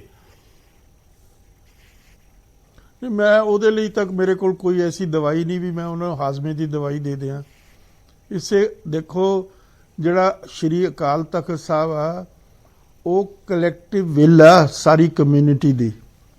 ਜਿਹੜੀ ਕਮਿਊਨਿਟੀ ਨੂੰ ਐਕਸੈਪਟੇਬਲ ਹੈ ਕਲੈਕਟਿਵ ਵਿਲ ਦੇ ਵਿੱਚ, ਉਹ ਉਹਨਾਂ ਨੂੰ ਐਕਸੈਪਟ ਕਰਨਾ ਹੀ ਪਏਗਾ, ਉਹ ਕਹਿਣਾ ਹੀ ਪਏਗਾ। ਜੇ ਕੋਈ ਸ਼੍ਰੀ ਅਕਾਲ ਤਖਤ ਸਾਹਿਬ ਦਾ ਸ਼੍ਰੀ ਅਕਾਲ ਤਖਤ ਸਾਹਿਬ ਕੀ ਚੀਜ਼ ਹੈ? ਉਹ ਸਾਰੀ ਕਮਿਊਨਿਟੀ ਦੀ ਇੱਕ ਰਿਪਰੈਜ਼ੈਂਟੇਟਿਵ ਵਿਲ ਹੈ। ਜਿਹੜੀ ਕਮਿਊਨਿਟੀ ਆਪਣੀ ਆਪ ਨੂੰ ਉਸ ਢਾਂਚੇ ਵਿੱਚ ਢਾਲਣਾ ਚਾਹੁੰਦੀ ਆ, ਉਸ ਨੂੰ ਉਹ ਸਪੋਕਸਮੈਨ ਆ। ਸ਼੍ਰੀ ਅਕਾਲ ਤਖਤ ਸਾਹਿਬ ਦੇ ਜਥੇਦਾਰ ਸਪੋਕਸਮੈਨ ਆ, ਉਹ ਸ਼੍ਰੀ ਅਕਾਲ ਤਖਤ ਸਾਹਿਬ ਨਹੀਂ ਹੈ। ਜਿਹੜਾ ਕੇਅਰ ਟੇਕਰ ਹੈ ਉਸ ਸ਼੍ਰੀ ਅਕਾਲ ਤਖਤ ਸਾਹਿਬ ਦੇ ਜਿਹੜੇ ਜਥੇਦਾਰ ਸਾਹਿਬ ਆ। ਤੋ ਇਸ ਕਰਕੇ ਇਹ ਜਿਹੜਾ ਇਸ਼ੂ ਆ, ਸਿੱਖ ਧਰਮ ਸੰਗਤੀ ਧਰਮ ਹੈ, ਸਿੱਖ ਧਰਮ ਇੰਡੀਵਿਜੂਅਲ ਧਰਮ ਨਹੀਂ ਹੈ। ਸਿੱਖਾਂ ਨੇ ਸੰਗਤ ਦੇ ਵਿੱਚ ਬੈਠਣਾ, ਸੰਗਤ ਦਾ ਪ੍ਰਭਾਵ ਲੈਣਾ, ਸੰਗਤ ਨੂੰ ਪ੍ਰਭਾਵ ਦੇਣਾ। ਉਹ ਜਿਸ ਤਰ੍ਹਾਂ ਤੁਸੀਂ ਦੱਸਦੇ ਹੋ, ਕੋਈ ਅਪਾਹਜ ਆਦਮੀ ਕਿਉਂ ਨਾ ਜਾਵੇ ਗੁਰਦੁਆਰਾ ਸਾਹਿਬ ਦੇ ਵਿੱਚ, ਕਿਉਂ ਨਾ ਬੈਠੇ ਉਹ ਸੰਗਤ ਦੇ ਵਿੱਚ, ਕਿਉਂ ਨਾ ਸੰਗਤ ਦਾ ਪ੍ਰਭਾਵ ਲਵੇ। ਤੋ ਇਹ ਬਹੁਤ ਇੰਪੋਰਟੈਂਟ ਗੱਲ ਹੈਗੀ ਸਿੱਖਾਂ ਦੀ। ਗੁਰਦੁਆਰੇ ਦੀ ਡੈਫੀਨੇਸ਼ਨ ਸੁਪਰੀਮ ਕੋਰਟ ਨੇ ਦਿੱਤੀ ਹੋਈ ਆ। ਆ ਜਿਹੜੇ ਭਾਈ ਸਾਹਿਬ ਇਸ ਕਿਸਮ ਦੀਆਂ ਦਲੀਲਾਂ ਦਿੰਦੇ ਨੇ, ਕੋਈ ਪੜ੍ਹਦੇ ਨਹੀਂ, ਕੋਈ ਲਿਖਦੇ ਨਹੀਂ, ਕੋਈ ਸਮਝਦੇ ਨਹੀਂ, ਕੋਈ ਵਿਚਾਰਦੇ ਨਹੀਂ। ਤੋ ਅੱਜ ਦੁਨੀਆ ਦੇ ਵਿੱਚ ਅਸੀਂ ਜੇ ਵਰਲਡ ਰਿਲੀਜਨ ਬਣਨਾ, we have to be very progressive. ਅਸੀਂ ਇਸ ਕਿਸਮ ਦੇ ਧੱਕਾਜ਼ੋਰੀ ਨਹੀਂ ਕਰਨੀ ਵੀ ਕਿਸੇ ਬੈਂਚਾਂ ਨੂੰ ਚੱਕ ਕੇ ਅੱਗ ਲਗਾ ਦਿਓ, ਕੁਰਸੀਆਂ ਨੂੰ। ਹੁਣ ਮੇਰੀ ਵਾਈਫ ਵਾਲਾ ਮੈਂ ਤੁਹਾਨੂੰ ਦੱਸ ਦਿੰਦਾ, ਉਹ 78 ਇਅਰਸ 올ਡ ਆ। ਉਹ ਜੇ ਬੈਠ ਜਾਵੇ ਤਾਂ ਉੱਠ ਨਹੀਂ ਸਕਦੀ। ਹੁਣ ਜੇ ਉਹ ਗੁਰਦੁਆਰਾ ਸਾਹਿਬ ਦੇ ਵਿੱਚ ਜਾ ਕੇ ਜਿਸ ਤਰ੍ਹਾਂ ਇਹ ਕਹਿੰਦੇ ਫਰਸ਼ ਤੇ ਬੈਠ ਜੇ, ਪਹਿਲੀ ਗੱਲ ਜੇ ਉਸਨੇ ਉੱਠਣਾ ਹੋਵੇ ਤਾਂ ਦੋ ਬੰਦੇ ਚਾਹੀਦੇ ਆ ਉਹਨੂੰ ਚੱਕ ਕੇ ਉਠਾਉਣ ਲਈ। ਤਾਂ ਉਹ ਮਰਿਆਦਾ ਭੰਗ ਤਾਂ ਹੋਊਗੀ, ਮਰਿਆਦਾ ਭੰਗ ਤਾਂ ਹੋ ਹੀ ਗਈ। ਜੇ ਕਿਸੇ ਬੰਦੇ ਨੂੰ ਤੁਸੀਂ ਚੱਕ ਕੇ ਖੜਾ ਕਰ ਰਹੇ ਹੋ ਤਾਂ ਮਰਿਆਦਾ ਭੰਗ ਹੋਊਗੀ, ਡਿਸਪਲਿਨ ਰਿਹਾ ਹੀ ਨਾ। ਮਰਿਆਦਾ ਇੱਕ ਡਿਸਪਲਿਨ ਹੈ। ਤੋ ਇਸ ਕਰਕੇ ਉਹਨਾਂ ਲੋਕਾਂ ਦਾ ਵੀ ਧਿਆਨ, ਹਾਂ ਜਿਹੜਾ ਬੰਦਾ ਰਿਸ਼ਟ ਪੁਸ਼ਟ ਹੈ, ਜਿਹੜਾ ਬੰਦਾ ਚੌਂਕੜੀ ਮਾਰ ਕੇ ਬੈਠ ਸਕਦਾ ਹੈ, ਉਹਦਾ ਕੋਈ ਅਧਿਕਾਰ ਨਹੀਂ ਵੀ ਉਹ ਬੈਂਚ ਦੇ ਉੱਤੇ ਬੈਠੇ ਜਾਂ ਕੁਰਸੀ ਦੇ ਉੱਤੇ ਬੈਠੇ ਗੁਰਦੁਆਰਾ ਸਾਹਿਬ ਦੇ ਵਿੱਚ। ਜਿਹੜਾ ਵਿਚਾਰਾ ਹੈਂਡੀਕੈਪਡ ਆ, ਕ੍ਰਿਪਲਡ ਆ ਫਿਜ਼ੀਕਲੀ, ਉਸ ਦੇ ਵਿੱਚ ਇਸ ਕਿਸਮ ਦੀ ਸ਼ਕਤੀ ਉਹ ਨਹੀਂ ਵੀ ਉਹ ਬੈਠ ਜਾਵੇ। ਪਹਿਲਾਂ ਬੈਠਣਾ ਹੀ ਔਖਾ, ਜੇ ਬੈਠ ਜੇ ਤਾਂ ਖੜਾ ਨਹੀਂ ਹੋ ਸਕਦਾ। ਠੀਕ ਹੈ। तो एक मैं सर ਤੁਹਾਡੇ ਕੋਲ ਆ ਰਿਹਾ, ਮੈਂ ਤੁਹਾਡਾ ਫਾਈਨਲ ਰਿਐਕਸ਼ਨ ਲਵਾਂਗਾ। ਮਾਫੀ ਚਾਹਨਾ ਵਿਚਾਲੇ ਰੋਕ ਰਹੇ ਹਾਂ। ਇਸ ਸਮੇਂ ਸਾਡੇ ਨਾਲ ਥੋੜਾ ਸਮਾਂ ਵੀ ਪੂਰਾ ਹੈ। ਸਾਡੇ ਨਾਲ ਪਰਮਜੀਤ ਸਿੰਘ ਜੀ ਜੁੜ ਰਹੇ ਨੇ, ਜਿਸ ਗੁਰਦੁਆਰਾ ਸਾਹਿਬ ਦੇ ਵਿੱਚ ਇਹ ਘਟਨਾਕ੍ਰਮ ਹੋਇਆ ਉਸ ਦੇ ਹੈੱਡ ਗ੍ਰੰਥੀ ਨੇ। ਪਰਮਜੀਤ ਜੀ, ਸਵਾਗਤ ਹੈ ਤੁਹਾਡਾ। ਲੋਕ ਸਮਝਣਾ ਚਾਹੁੰਦੇ ਨੇ ਕਿ ਅੱਗ ਤੱਕ ਨੌਬਤ ਕਿਉਂ ਪਹੁੰਚ ਗਈ। ਉੱਥੇ ਪਹਿਲਾਂ ਤੁਹਾਡੇ ਨਾਲ ਕੋਈ ਗੱਲਬਾਤ ਹੋਈ ਜਾਂ ਨਹੀਂ ਹੋਈ ਜਿਹੜੇ ਅੰਮ੍ਰਿਤਪਾਲ ਦੇ ਸਮਰਥਕ ਉੱਥੇ ਪਹੁੰਚੇ ਸਨ? ਹਾਂਜੀ ਗੌਰਵ ਜੀ, ਸਤਿ ਸ੍ਰੀ ਅਕਾਲ ਜੀ ਸਾਰਿਆਂ ਨੂੰ ਜੀ। ਸਤਿ ਸ੍ਰੀ ਅਕਾਲ ਜੀ। ਸਰ ਇਸ ਤਰ੍ਹਾਂ ਹੈ ਕਿ ਅਚਾਨਕ ਹੀ ਜੋ ਕੁਝ ਹੋਇਆ ਹੈ, ਮਤਲਬ ਕਿ ਇਹ ਜਦੋਂ ਉਹ ਆਏ ਨੇ ਗੁਰੂ ਘਰ ਦੇ ਜੀ। ਵਿੱਚ, ਮਤਲਬ ਕਿ ਮੱਥਾ ਟੇਕਣ ਵਾਸਤੇ ਆਏ ਨੇ, ਸਾਰੇ ਮਤਲਬ ਕਿ ਸੰਗਤਾਂ ਦੇ ਰੂਪ ਦੇ ਵਿੱਚ ਆਏ ਨੇ, ਜੀ। ਮੱਥਾ ਟੇਕਿਆ ਉਹਨਾਂ ਨੇ ਗੁਰੂ ਘਰ ਦੇ ਵਿੱਚ। ਉਸ ਤੋਂ ਬਾਅਦ ਜਿਵੇਂ ਜੀ। ਕਿ ਪਹਿਲਾਂ ਕਿਸੇ ਨੇ ਮਤਲਬ ਕਿ ਉਹਨਾਂ ਨੂੰ ਕੋਈ ਖਬਰ ਦਿੱਤੀ ਸੀ ਕਿ ਇਸ ਤਰ੍ਹਾਂ ਬਜ਼ੁਰਗਾਂ ਵਾਸਤੇ ਉਧਰ ਕੁਰਸੀਆਂ ਲੱਗੀਆਂ ਨੇ, ਜੀ। ਉਹ ਆਪਣਾ ਮੱਥਾ ਟੇਕ ਕੇ ਤੇ ਸਿੱਧਾ ਹੀ ਉਹ ਉਸ ਸਾਈਡ ਤੇ ਚਲੇ ਗਏ ਨੇ ਜਿੱਧਰ ਕੁਰਸੀਆਂ ਲੱਗੀਆਂ ਸੀ। ਉੱਥੇ ਸੰਗਤ ਬੈਠੀ ਸੀ, ਉਹਨਾਂ ਨੇ ਜਾ ਕੇ ਕੋਈ ਸੰਗਤ ਨੂੰ ਕਿਹਾ, ਜਾ ਕੇ ਜਿਹੜੀ ਸੰਗਤ ਉੱਥੇ ਬੈਠੀ ਸੀ ਉੱਠ ਕੇ ਉਹ ਬਾਹਰ ਚਲੀ ਗਈ। ਉਸ ਤੋਂ ਬਾਅਦ ਉਹ ਜੀ। ਜਿਹੜੀਆਂ ਕੁਰਸੀਆਂ ਸੀ ਉਹ ਉਹਨਾਂ ਨੇ ਬਾਹਰ ਕੱਢਣ ਵਾਸਤੇ ਕਿਹਾ ਗਿਆ ਉਹਨਾਂ ਨੂੰ। ਜਿਹੜੇ ਉਹਨਾਂ ਦੇ ਨਾਲ ਸਿੰਘ ਸੀ, ਮਤਲਬ ਕਿ ਉਹ ਦੂਜੀ ਸਾਈਡ ਤੋਂ ਹੋਰ 30-40 ਬੰਦੇ ਅਣਪਛਾਤੇ ਜਿਹੜੇ ਬੰਦੇ ਅੰਦਰ ਵੜੇ ਨੇ, ਕੋਈ ਉਹਨਾਂ ਬਾਰੇ ਕੋਈ ਜਾਣਕਾਰੀ ਨਹੀਂ, ਕੌਣ ਹੈਗੇ ਸੀ ਕੌਣ ਨਹੀਂ ਹੈਗੇ। ਤੇ 30-40 ਬੰਦੇ ਵੜੇ ਨੇ, ਉਹਨਾਂ ਨੇ ਉਹ ਜਿਹੜੀਆਂ ਕੁਰਸੀਆਂ ਨੇ ਇੱਕਦਮ ਬਾਹਰ ਲੈ ਗਏ ਨੇ। ਤੇ ਕਈਆਂ ਉਹਨਾਂ ਨੇ ਭਾਈ ਅੰਮ੍ਰਿਤਪਾਲ ਸਿੰਘ ਨੇ, ਜੋ ਵੀ ਉਹਨਾਂ ਦੇ ਮੁਖੀ ਸੀ ਖਾਲਸਾ ਵੀਰ ਦੇ, ਉਹਨਾਂ ਨੇ ਕਿਹਾ ਸੀ ਕਿ ਬਾਹਰ ਰੱਖਣ ਵਾਸਤੇ ਕਿਹਾ ਸੀ, ਨਾ ਕਿ ਉਹਨਾਂ ਨੇ ਅੱਗ ਲਾਉਣ ਵਾਸਤੇ ਕਿਹਾ ਸੀ। ਉਸ ਤੋਂ ਬਾਅਦ ਜਿਹੜੀ ਉਹ ਲੈ ਗਏ ਨੇ, ਜਿਹੜੇ ਸਿੰਘ ਬਾਹਰ ਲੈ ਗਏ ਨੇ, ਕੌਣ ਸੀ ਕੌਣ ਨਹੀਂ ਸੀ ਹੈਗੇ, ਉਹਨਾਂ ਨੇ ਬਾਹਰ ਉਹਨਾਂ ਦੀ ਭੰਨ ਤੋੜ ਕਰਕੇ ਉਸ ਤੋਂ ਬਾਅਦ ਬਾਹਰ ਰੋਡ ਤੇ ਲਿਜਾ ਕੇ ਤੇ ਪੈਟਰੋਲ ਪਾ ਕੇ ਤੇ ਉਹ ਅੱਗ ਲਗਾ ਦਿੱਤੀ ਗਈ। ਸੋ ਗੌਰਵ ਜੀ, ਤੁਸੀਂ ਇੰਟਰਨੈਸ਼ਨਲ ਚੈਨਲ ਤੇ ਬੋਲ ਰਹੇ ਹੋ, ਮੈਂ ਸਿਰਫ ਇਹੀ ਤੁਹਾਨੂੰ ਦੱਸਣਾ ਚਾਹੁੰਦਾ ਕਿ ਜੋ ਮਤਲਬ ਕਿ ਇਹ ਹੋਇਆ, ਇਹ ਸਿਰਫ ਅਸੀਂ ਜਿਹੜੀਆਂ ਗੁਰੂ ਘਰ ਦੀ ਮਰਿਆਦਾ ਨੂੰ ਮੁੱਖ ਰੱਖਦੇ ਹਾਂ, ਸਾਰਾ ਕੁਝ ਧਿਆਨ 'ਚ ਰੱਖਦੇ ਹੋਏ ਕੁਰਸੀਆਂ ਲਾਈਆਂ ਹੋਈਆਂ ਸੀ। ਜਿਹੜੀ ਆਮ ਜਿੱਥੇ ਪੁੰਜੇ ਧਰਤੀ ਦੇ ਉੱਤੇ ਸੰਗਤ ਬਹਿੰਦੀ ਹੈ, ਉਹਦੇ ਨਾਲੋਂ ਤਕਰੀਬਨ ਜਿਹੜੀ ਇਹ ਜਗ੍ਹਾ ਸਾਈਡ ਤੇ ਅਸੀਂ ਵੱਖਰੀ ਬਣਾਈ ਹੋਈ ਹੈ ਇੱਕ ਬਾਲਕੋਨੀ ਦੇ ਵਿੱਚ, ਉਹ ਤਕਰੀਬਨ 2 ਤੋਂ 2.5 ਫੁੱਟ ਨੀਵੀਂ ਜਗ੍ਹਾ ਹੈਗੀ ਹੈ। ਔਰ ਜਦੋਂ ਜਿੱਥੇ ਲੋਕ ਬੈਠ ਰਹੇ ਨੇ ਉਸ ਤੋਂ ਵੀ 2-2.5 ਫੁੱਟ ਨੀਵੀਂ ਹੈ। ਹਾਂਜੀ। ਜਦੋਂ ਉਹ ਸੰਗਤ ਬਹਿ ਜਾਂਦੀ ਹੈ, ਕੁਰਸੀਆਂ ਤੇ ਬਹਿ ਜਾਂਦੀ ਹੈ, ਤੇ ਇੰਜ ਲੱਗਦਾ, ਦੂਰੋਂ ਇੰਜ ਲੱਗਦਾ ਕਿ ਸੰਗਤ ਪੂਰੀ ਬਰਾਬਰ ਬੈਠੀ ਹੋਈ ਹੈ, ਕੋਈ ਉੱਚਾ ਨੀਵਾਂ ਨਹੀਂ ਮਤਲਬ ਉਹਦੇ ਵਿੱਚ ਹੈਗਾ, ਬਰਾਬਰਤਾ ਹੈਗੀ ਸਾਰਿਆਂ ਦੇ ਵਿੱਚ। ਔਰ ਉਹ ਸੰਗਤ ਜਿਹੜੀ ਪਰਮਜੀਤ ਜੀ, ਇੱਕ ਸਵਾਲ ਹੈ ਲੋਕਾਂ ਦੇ ਮਨ ਦੇ ਵਿੱਚ ਹੋਏਗਾ, ਇਹ ਕੁਰਸੀਆਂ ਲਗਾਉਣ ਦੀ ਜ਼ਰੂਰਤ ਕੀ ਹੈ? ਕੁਰਸੀਆਂ ਲਗਾਉਣ ਦੀ ਜ਼ਰੂਰਤ ਹੈ ਕਿ ਜਿਹੜੇ ਸਾਡੇ ਹੁਣ ਬਜ਼ੁਰਗ ਜਿਹੜੇ ਮਤਲਬ ਕਿ ਜਿਹੜੇ ਸਮੇਂ ਦੇ ਨਾਲ ਜਿਹੜਾ ਹੁਣ ਮਤਲਬ ਕਿ ਸਾਡਾ ਉਹ ਹਾਰਡ ਵਰਕ ਨਹੀਂ ਰਹੇਗਾ, ਜਿਹੜਾ ਸਾਡਾ ਅੱਗੇ ਜਿਹੜਾ ਸਾਡਾ ਕੰਮਕਾਰ ਸੀ ਉਹ ਥੋੜਾ ਜਿਹਾ ਹੋਰ ਤਰ੍ਹਾਂ ਦਾ ਅੱਜ ਕੱਲ੍ਹ ਹੋ ਗਿਆ। ਉਹਦੇ ਕਰਕੇ ਜਿਹੜੀ ਹੁਣ ਗੋਡਿਆਂ ਦੀ ਪ੍ਰੋਬਲਮ ਹੈ ਜਾਂ ਡਿਸਕ ਦੀ ਪ੍ਰੋਬਲਮ ਹੈਗੀ ਹੈ, ਜਾਂ ਕੋਈ ਆਪਣਾ ਵੀਲ ਚੇਅਰ ਤੇ ਆਉਂਦੇ ਨੇ, ਕੋਈ ਹੈਂਡੀਕੈਪਡ ਹੈਗੇ ਨੇ, ਅਪਾਹਜ ਨੇ, ਜਾਂ ਕੋਈ ਆਪਣਾ ਬੀਬੀ ਜੀ ਆ ਗਏ, ਕੋਈ ਲੇਡੀਜ਼ ਆ ਗਏ ਪ੍ਰੈਗਨੈਂਟ ਨੇ, ਉਹ ਥੱਲੇ ਨਹੀਂ ਬਹਿ ਸਕਦੇ ਹੈਗੇ। ਸੋ ਇਹਨਾਂ ਕਾਰਨਾਂ ਕਰਕੇ ਥੋੜਾ ਜਿਹਾ ਪਰਮਜੀਤ ਜੀ, ਇੱਕ ਹੋਰ ਚੀਜ਼ ਜਾਣਨੀ ਚਾਹੁੰਦਾ, ਇਹਨਾਂ ਕੁਰਸੀਆਂ ਦੇ ਉੱਤੇ ਕੋਈ ਆ ਕੇ ਬਿਲਕੁਲ ਤੰਦਰੁਸਤ ਨੌਜਵਾਨ ਜਾਂ ਫਿਰ ਲੋਕ ਵੀ ਬੈਠ ਜਾਂਦੇ ਨੇ? ਹਾਂ, ਅਗਰ ਕੋਈ ਬੈਠਦਾ ਹੈ ਸਾਨੂੰ ਪਤਾ ਲੱਗ ਜਾਂਦਾ, ਸਾਨੂੰ ਸਾਡੀ ਨਿਗਾਹ ਹੁੰਦੀ ਸਾਰੀ, ਅਸੀਂ ਜੇ ਕੋਈ ਬਹਿ ਵੀ ਜਾਏ ਤੇ ਅਸੀਂ ਉਹਨੂੰ ਹੱਥ ਜੋੜ ਕੇ ਬੇਨਤੀ ਕਰਕੇ ਠਾਦੀ ਦਾ ਵੀ ਤੁਹਾਡੇ ਵਾਸਤੇ ਨਹੀਂ ਜੀ ਹੈਗੀਆਂ, ਬਕਾਇਦਾ ਲਿਖ ਕੇ ਲਾਇਆ ਹੋਇਆ ਸਾਡਾ ਵੀ, ਇਹ ਸਰੀਰਕ ਜਿਨ੍ਹਾਂ ਦੀ ਸਮਰੱਥਾ ਨਹੀਂ ਹੈਗੀ ਮਤਲਬ ਕਿ ਥੱਲੇ ਪੁੰਜੇ ਬਹਿਣ ਦੀ, ਉਹਨਾਂ ਵਾਸਤੇ ਇਹ ਚੇਅਰ ਲੱਗੀਆਂ ਹੋਈਆਂ ਨੇ ਜੀ। ਮੈਂ ਇੱਕ ਹੋਰ ਚੀਜ਼ ਜਾਣਨੀ ਚਾਹੁੰਦਾ, ਇਹਨਾਂ ਕੁਰਸੀਆਂ ਦੇ ਉੱਤੇ ਬੈਠੇ ਹੋਏ ਜਿਹੜੇ ਸੰਗਤ ਜਾਂ ਸ਼ਰਧਾਲੂ ਹੁੰਦੇ ਨੇ, ਕਿ ਉਹ ਗੁਰੂ ਗ੍ਰੰਥ ਸਾਹਿਬ ਦੇ ਦਰਸ਼ਨ ਕਰ ਪਾਉਂਦੇ ਨੇ ਉੱਥੇ ਬੈਠੇ ਬੈਠੇ? ਬਿਲਕੁਲ ਜੀ, ਬਿਲਕੁਲ ਕਰ ਪਾਉਂਦੇ ਨੇ ਜੀ, ਉੱਥੇ ਕਰ ਪਾਉਂਦੇ ਨੇ ਜੀ ਸੰਗਤ, ਕਿਉਂਕਿ ਜਿਹੜਾ ਗੁਰੂ ਮਹਾਰਾਜ ਦਾ ਤਖਤ ਹੈਗਾ ਉਹ ਕਾਫੀ ਉੱਚਾ ਹੈਗਾ ਜੀ, ਤਕਰੀਬਨ 4-4.5 ਫੁੱਟ ਉੱਚਾ ਹੈਗਾ ਜੀ। ਠੀਕ ਹੈ, ਚਲੋ ਮੇਰਾ ਇੱਕ ਆਖਰੀ ਸਵਾਲ ਹੈ, ਅੰਮ੍ਰਿਤਪਾਲ ਦੀ ਇਸ ਐਕਸ਼ਨ ਨੂੰ ਤੁਸੀਂ ਕਿਵੇਂ ਦੇਖਦੇ ਹੋ? ਅੰਮ੍ਰਿਤਪਾਲ ਦੇ ਸਮਰਥਕਾਂ ਦੇ ਵੱਲੋਂ ਜੋ ਕੀਤਾ ਗਿਆ। ਨਹੀਂ, ਉਹ ਤਾਂ ਜੋ ਮਤਲਬ ਕਿ ਉਹ ਮਿਸ਼ਨ ਲੈ ਕੇ ਚੱਲ ਰਹੇ ਨੇ ਸਿੱਖੀ ਦੇ ਨਾਤੇ, ਮਤਲਬ ਕਿ ਨਸ਼ਾ ਛਡਾਉਣ ਵਾਸਤੇ ਜਾਂ ਅੰਮ੍ਰਿਤ ਸੰਚਾਰ ਵਾਸਤੇ ਜੋ ਉਹਦੀ ਵਾਸਤੇ ਕਰ ਰਹੇ ਨੇ, ਉਹ ਚੰਗੀ ਗੱਲ ਹੈ, ਅਸੀਂ ਉਹਨੂੰ ਐਪਰੀਸ਼ੀਏਟ ਕਰਦੇ ਹਾਂ, ਮਤਲਬ ਕਿ ਬਹੁਤ ਵਧੀਆ ਆਪਣਾ ਉਹ ਲੈ ਕੇ ਚੱਲਦੇ ਪਏ ਨੇ। ਪਰ ਜਿਹੜਾ ਹੁਣ ਨਾਲ ਜਿਹੜਾ ਮਤਲਬ ਕਿ ਕਈ ਵਾਰੀ ਗੁਣ ਅਵਗੁਣ ਨਾਲ ਹੀ ਚੱਲਦੇ ਨੇ ਨਾ, ਗੁਣ ਵੀ ਨਾਲ ਚੱਲਦੇ ਨੇ ਤੇ ਔਗੁਣ ਵੀ ਨਾਲ ਹੀ ਚੱਲਦੇ ਨੇ। ਬਿਲਕੁਲ। ਹੁਣ ਉਹਨਾਂ ਦੇ ਨਾਲ ਬੰਦੇ ਕਿਹੜੇ ਵਿੱਚ ਪੈ ਗਏ ਨੇ, ਵਿੱਚ ਨਾਲ ਸਾਈਡਾਂ ਦੇ ਉੱਤੇ ਮਤਲਬ ਕਿ ਜਾਂ ਕਿਹੋ ਜਿਹਾ ਵਿੱਚ ਬੰਦਾ ਕਾਫਲੇ ਵਿੱਚ ਵੜ ਗਏ ਨੇ, ਉਹ ਮਤਲਬ ਕਿ ਨੁਕਸਾਨ ਕਰ ਰਹੇ ਨੇ। ਚਲੋ ਸ਼ੁਕਰੀਆ, ਧੰਨਵਾਦ ਸਾਡੇ ਨਾਲ ਜੁੜਨ ਦੇ ਲਈ। ਅਮਰਜੀਤ ਚਾਵਲਾ ਜੀ, ਮੇਰੇ ਕੋਲ ਬਿਲਕੁਲ ਪੂਰਾ ਟਾਈਮ ਹੈ, ਇੱਕ ਛੋਟਾ ਜਿਹਾ ਰਿਐਕਸ਼ਨ ਤੁਹਾਡਾ ਜ਼ਰੂਰ ਚਾਹੂੰਗਾ। ਮੈਂ ਜ਼ਿਕਰ ਕਰ ਰਿਹਾ ਸੀ ਅਪਾਹਜ ਦਾ ਜਾਂ ਫਿਰ ਬਜ਼ੁਰਗਾਂ ਦਾ, ਤੇ ਇਸ ਵਿਚਾਲੇ ਪਰਮਜੀਤ ਜੀ ਨੇ ਜ਼ਿਕਰ ਕਰ ਦਿੱਤਾ ਕਿ ਉੱਥੇ ਕੋਈ ਪ੍ਰੈਗਨੈਂਟ ਲੇਡੀ ਪਹੁੰਚੀ ਹੋਈ ਹੈ ਜੋ ਗੁਰੂ ਸਾਹਿਬ ਦੀ ਹਾਜ਼ਰੀ ਦੇ ਵਿੱਚ ਨਤਮਸਤਕ ਹੋਣਾ ਚਾਹੁੰਦੀ ਹੈ, ਤਾਂ ਉਹਨਾਂ ਦੇ ਲਈ ਵੀ ਉਹ ਕੁਰਸੀਆਂ ਸੀ। ਬਹੁਤ ਤਰੀਕੇ ਦੇ ਨਾਲ ਇੰਤਜ਼ਾਮ ਕੀਤਾ ਗਿਆ ਸੀ ਕਿ ਮਰਿਆਦਾ ਦਾ ਧਿਆਨ ਰਹੇ। ਹਾਂਜੀ, ਮੈਂ ਇਹ ਗੱਲ ਪਹਿਲਾਂ ਕਹੀ ਹੈ ਕਿ ਕੁਝ ਇਹੋ ਜਿਹੇ ਹਾਲਾਤਾਂ ਵਿੱਚ ਜਦੋਂ ਕੋਈ ਮੈਡੀਕਲੀ ਕੋਈ ਪ੍ਰੋਬਲਮ ਆਉਂਦੀ ਹੈ, ਮੈਂ ਉਸ ਵਾਸਤੇ ਚਾਹੁੰਦਾ ਕਿ ਇਹਦੇ ਬਾਰੇ ਵੀ ਅਕਾਲ ਤਖਤ ਸਾਹਿਬ ਤੋਂ ਡਾਇਰੈਕਸ਼ਨ ਹੋਣੀ ਚਾਹੀਦੀ ਹੈ। ਪਹਿਲਾਂ ਤਾਂ ਜਨਰਲ ਇੱਕ ਡਾਇਰੈਕਸ਼ਨ ਆ ਗਈ ਕਿ ਕੁਰਸੀਆਂ ਨਹੀਂ ਲੱਗਣੀਆਂ, ਜੇ ਇਹੋ ਜਿਹੀ ਸਪੈਸੀਫਿਕ ਪ੍ਰੋਬਲਮ ਜੋ ਉੱਥੇ ਹੋ ਸਕਦੀ ਹੈ, ਉੱਥੇ ਅਕਾਲ ਤਖਤ ਸਾਹਿਬ ਤੇ ਬੇਨਤੀ ਕਰਕੇ ਆਪਾਂ ਉੱਥੇ ਉਹ ਲੈ ਸਕਦੇ ਹਾਂ ਡਾਇਰੈਕਸ਼ਨ ਉਹਨਾਂ ਕੋਲੋਂ। ਪਰ ਇਹ ਨਹੀਂ ਕਿ ਵੀ ਆਪਾਂ ਉੱਥੇ ਜਨਰਲੀ ਆਰਡਰ ਹੀ ਉਹਨੂੰ ਲਾਗੂ ਕਰ ਦਈਏ। ਤੇ ਜਿਹੜੀ ਗੱਲ ਉਹ ਮੰਨੇ ਆ ਸਾਹਿਬ ਪਰਮਜੀਤ ਸਿੰਘ ਹੁਣੀ, ਉਹਨਾਂ ਨੇ ਕਿਹਾ ਕਿ ਹਾਂ ਕਈ ਵਾਰ ਬੰਦੇ ਆ ਕੇ ਬੈਠ ਜਾਂਦੇ ਆ, ਉਹ ਪ੍ਰੋਬਲਮ ਸਾਨੂੰ ਉਨੀ ਹੈ, ਸਾਨੂੰ ਵੀ ਕੋਈ ਐ ਪ੍ਰੋਬਲਮ ਨਹੀਂ ਜਿਹੜੇ ਸਾਡੇ ਬੰਦੇ ਤੁਸੀਂ ਪੁੱਛਿਆ ਵਾਰ-ਵਾਰ ਮੈਨੂੰ ਉਦੋਂ ਪਿਛਲੇ ਸਵਾਲ 'ਚ ਕਿ ਜਿਹੜਾ ਬੰਦਾ ਵੀਲ ਚੇਅਰ ਤੇ ਉਹਦਾ ਆ ਸਕਦਾ ਨਹੀਂ ਆ ਸਕਦਾ ਨਹੀਂ ਆਉਂਦੇ, ਮੈਂ ਕਹਿੰਦਾ ਆ ਸਕਦਾ, ਮੱਥਾ ਵੀ ਟੇਕ ਸਕਦਾ, ਮੱਥਾ ਟੇਕ ਕੇ ਜਾ ਕੇ ਆਪਣੀ ਥਾਂ ਵੇਖ ਕੇ ਆਪਣੇ ਹਿਸਾਬ ਨਾਲ ਸਤਿਕਾਰ ਨਾਲ ਉਹ ਵੇਖੇ ਕਿ ਮੈਂ ਕਿੱਥੇ ਮੇਰਾ ਪਰਦਾ ਥਾਂ ਜਾ ਕੇ ਥਾਂ ਲਵੇ ਆਪਣੀ। ਉਦੋਂ ਸਿਰਫ ਗੱਲ ਇਹ ਨਹੀਂ, ਬਾਕੀ ਇਸ ਤਰ੍ਹਾਂ ਦੇ ਮਸਲੇ ਆ ਇਹਨਾਂ ਬਾਰੇ ਮੈਂ ਜ਼ਰੂਰ ਯਤਨ ਕਰਾਂਗੇ ਕਿ ਸ੍ਰੀ ਅਕਾਲ ਤਖਤ ਸਾਹਿਬ ਤੋਂ ਦੁਆਰਾ ਇਸ ਹੁਕਮਨਾਮੇ ਦੀ ਜੋ ਰੋਸ਼ਨੀ ਦੇ ਵਿੱਚ ਇਹਦੇ ਵਿੱਚ ਕੀ ਹੋ ਸਕਦਾ ਹੋਰ ਜਿਹੜਾ ਠੀਕ ਹੈ ਸਰ, ਉਨੀ ਦੇਰ ਮੈਨੂੰ ਲੱਗਦਾ ਕਿ ਐਸਜੀਪੀਸੀ ਨੂੰ ਇਹ ਵੀ ਧਿਆਨ ਦੇਣਾ ਹੋਏਗਾ ਕਿ ਅੰਮ੍ਰਿਤਪਾਲ ਦੀ ਜਥੇਬੰਦੀ ਜਾਂ ਉਹਨਾਂ ਦੇ ਸਮਰਥਕ ਕੀ ਕੁਝ ਕਰ ਰਹੇ ਨੇ, ਕਿ ਜੇਕਰ ਉਹ ਦਰਬਾਰ ਸਾਹਿਬ ਦੇ ਵਿੱਚ ਚਲੇ ਗਏ, ਗੁਰੂ ਘਰ ਦੇ ਅੰਦਰ ਚਲੇ ਗਏ 40-50 ਅਣਪਛਾਤੇ ਜਿਵੇਂ ਪਰਮਜੀਤ ਜੀ ਜ਼ਿਕਰ ਕਰ ਰਹੇ ਸੀ, ਤਾਂ ਉਹ ਵੀ ਮਰਿਆਦਾ ਭੰਗ ਤਾਂ ਹੋ ਹੀ ਰਹੀ ਹੈ, ਉਹ ਵੀ ਬੇਅਦਬੀ ਹੋ ਰਹੀ ਹੈ। ਉਸ ਬਾਰੇ ਵੀ ਐਸਜੀਪੀਸੀ ਨੂੰ ਸ਼ਾਇਦ ਜ਼ਰੂਰ ਧਿਆਨ ਦੇਣਾ ਚਾਹੀਦਾ ਹੈ। ਸ਼ੁਕਰੀਆ ਸਰ, ਧੰਨਵਾਦ ਬਹੁਤ-ਬਹੁਤ ਸਾਡੇ ਨਾਲ ਜੁੜਨ ਦੇ ਲਈ। ਢਿੱਲੋਂ ਜੀ ਤੁਹਾਡਾ ਵੀ ਬਹੁਤ-ਬਹੁਤ ਧੰਨਵਾਦ। ਕੁਲਦੀਪ ਸਿੰਘ ਜੀ ਤੁਹਾਡਾ ਵੀ ਧੰਨਵਾਦ ਸਾਡੇ ਨਾਲ ਜੁੜਨ ਦੇ ਲਈ, ਇਸ ਪੂਰੀ ਚਰਚਾ ਦੇ ਵਿੱਚ ਸ਼ਾਮਲ ਹੋਣ ਦੇ ਲਈ। ਖੈਰ ਮੁੱਦਾ ਬਹੁਤ ਗੰਭੀਰ ਔਰ ਸੰਵੇਦਨਸ਼ੀਲ ਹੈ, ਸ਼ੁਰੂਆਤ ਦੇ ਵਿੱਚ ਮੈਂ ਜ਼ਿਕਰ ਕੀਤਾ ਸੀ, ਪਰ ਉਮੀਦ ਕਰਦੇ ਹਾਂ ਕਿ ਕੋਈ ਨਾ ਕੋਈ ਵਿਚਾਲੇ ਦਾ ਹੱਲ ਹੋਵੇ। ਖੈਰ ਟੇਬਲਸ ਜਾਂ ਜਿਹੜੇ ਬੈਂਚ ਜਾਂ ਪੀੜੀਆਂ ਜਿਸ ਨੂੰ ਕਿਹਾ ਜਾਂਦਾ ਹੈ, ਉਹ ਕਈ ਗੁਰੂ ਘਰਾਂ ਦੇ ਵਿੱਚ, ਮੈਂ ਸ਼ੁਰੂਆਤ ਦੇ ਵਿੱਚ ਕਿਹਾ ਸੀ ਕਿ ਬਹੁਤ ਜ਼ਿਆਦਾਤਰ ਵੱਡੇ ਸ਼ਹਿਰਾਂ ਦੇ ਵਿੱਚ ਤਾਂ ਇਹ ਚੀਜ਼ਾਂ ਹੈਗੀਆਂ ਨੇ, ਪਰ ਇਹਦਾ ਵੇ ਆਊਟ ਤਾਂ ਕੋਈ ਨਾ ਕੋਈ ਕੱਢਣਾ ਹੋਏਗਾ ਕਿ ਜੇਕਰ ਕੋਈ ਬੈਠਣ ਦੇ ਵਿੱਚ ਭੁੰਜੇ ਅਸਮਰੱਥ ਹੈ ਤਾਂ ਉਹ ਵੀ ਚਾਹੁੰਦਾ ਹੈ, ਉਸ ਦੀ ਵੀ ਸ਼ਰਧਾ ਹੈ, ਉਸ ਦੀ ਵੀ ਆਸਥਾ ਹੈ ਗੁਰੂ ਸਾਹਿਬ ਦੇ ਵਿੱਚ, ਤਾਂ ਉਸ ਦੇ ਲਈ ਕੀ ਵੇ ਆਊਟ ਹੋ ਸਕਦਾ ਹੈ, ਕੀ ਹੱਲ ਹੋ ਸਕਦਾ ਹੈ।